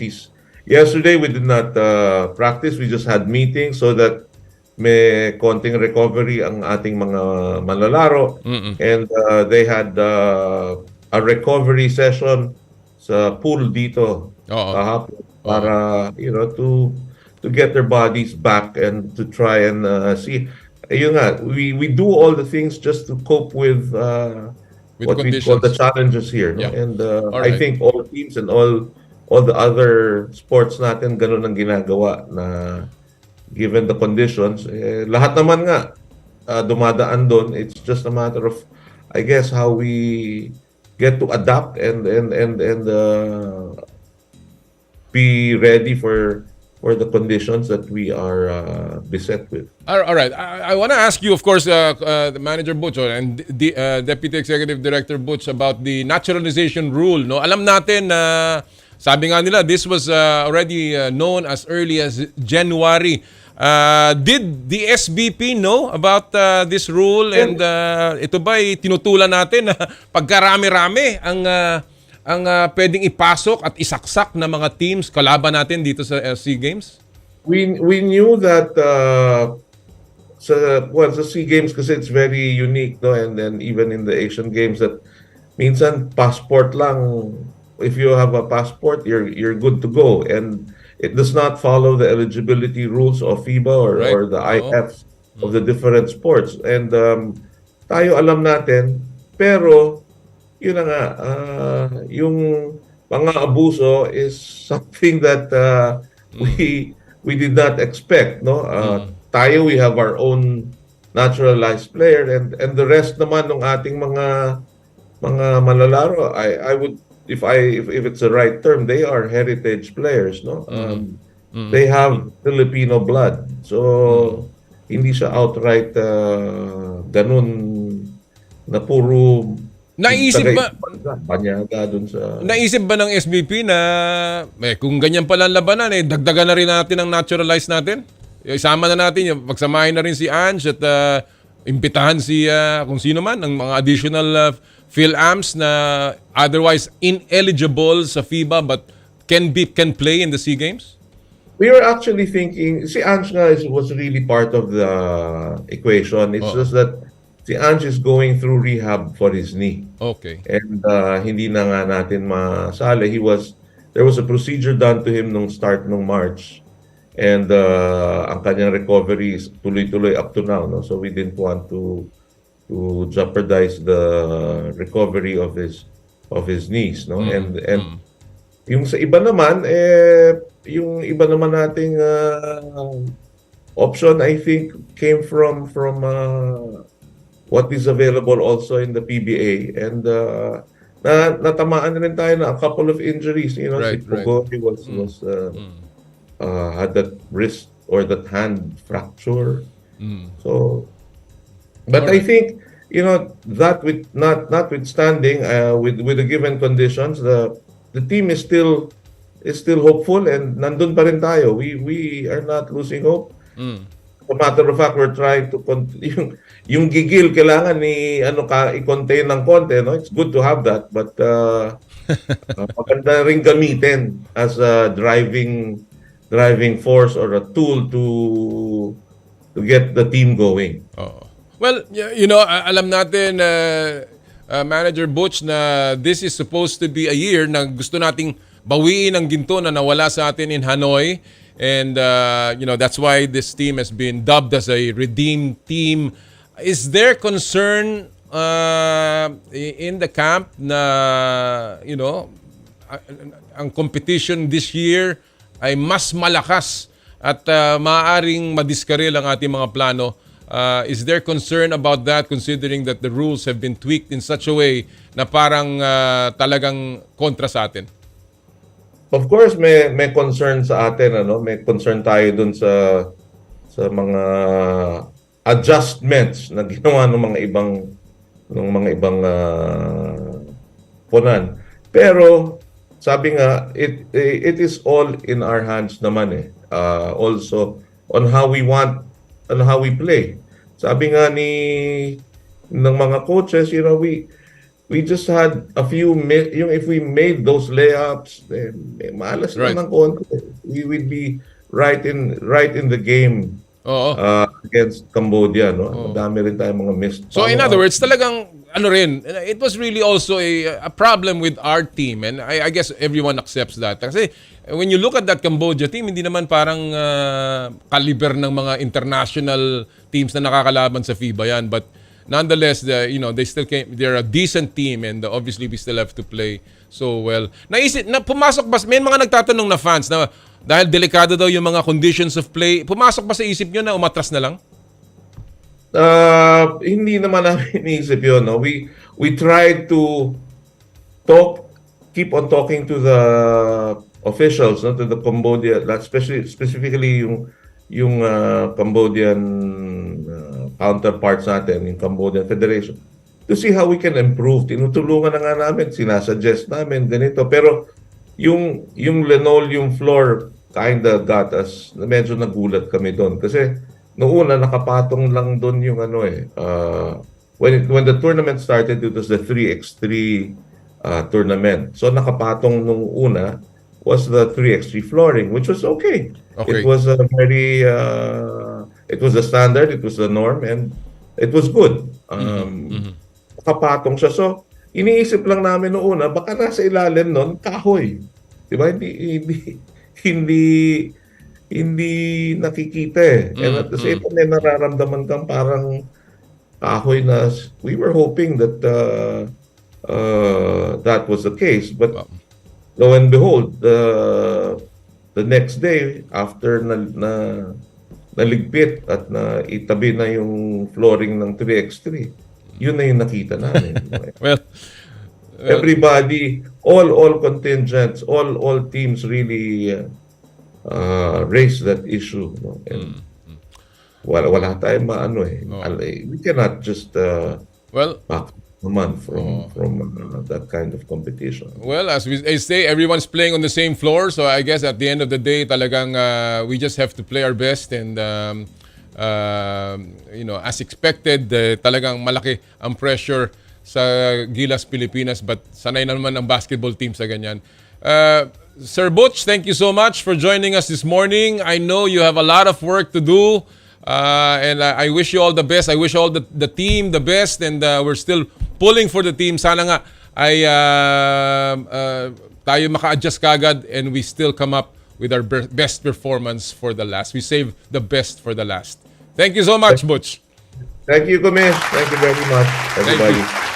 Yan po mga kaibigan, ang team manager ng Gilas Pilipinas and the Deputy Executive Director ng Samahang Basketball ng Pilipinas, SBP, si Mr. Butch Antonio, giving us an update on the status of our national team sa basketball. Alam niyo po, marami pa tayong, of course, dapat na tutukan, mga ipagbunyi na mga nanalo. Of course, the fencing, si Agatha Wong, si Christina Not, yung mga taekwondo natin po mga kapatid na nanalo, yung 4x4 men's team natin. Naku, napakarami po ha. Wag lang po basketball. Alam natin mahalaga yan. But at the end of the day, Pilipinas ang nakataya. Ang importante, ibigay ang lahat. No matter what the rules are, no matter kung ano pong nakastack up against us, ang importante, laban Pilipinas sapagkat ang karangalan ng bansa ang nakataya. Isa lang ang akin ha, katukin natin yung ating mga sports officials. They should have known this and I think they should be made accountable for this. Kung ano man po ang pagkukulang, huwag isisi sa atleta. Dapat po alisin ang politika sa sports at ayusin ng mga opisyalis natin ang pagpapatakbo, paghahanda. Anong ginawa na yun? Namasyal lang po. Huwag naman sana sapagkat ang atleta natin ang mapapahamak. Alright, as we end this show, gusto ko lang pong basahin ang mga nanalo sa ating Joyride Top Up promo ngayong araw pong ito. Ang mga nanalo ng 1,000 pesos e-wallet credits mula sa Joyride Super App ay sina Nina de la Cruz, Samuel Chua, Alicia Amorganda, John Michael Coral at si Mary Joy Cabonitalia. Congratulations sa inyong lahat for joining our Joyride Super App Top Up promo. Doon naman sa mga nagpadala ng kanilang mga kuro-kuro sa Pulso ng Bayan mga kapatid. Ang dami po medyo naubusan na tayo ng oras. We will just keep this and of course yung mga komentaryo nyo po ay always welcome.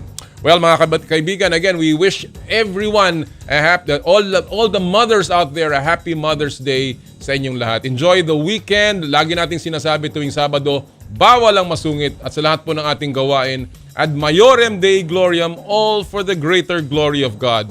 Kami po ang 1PH Teleserbisyo para sa Pilipino. Susunod na po ang inay ko po. Happy Sports Weekend, mga kapatid! More power, more play.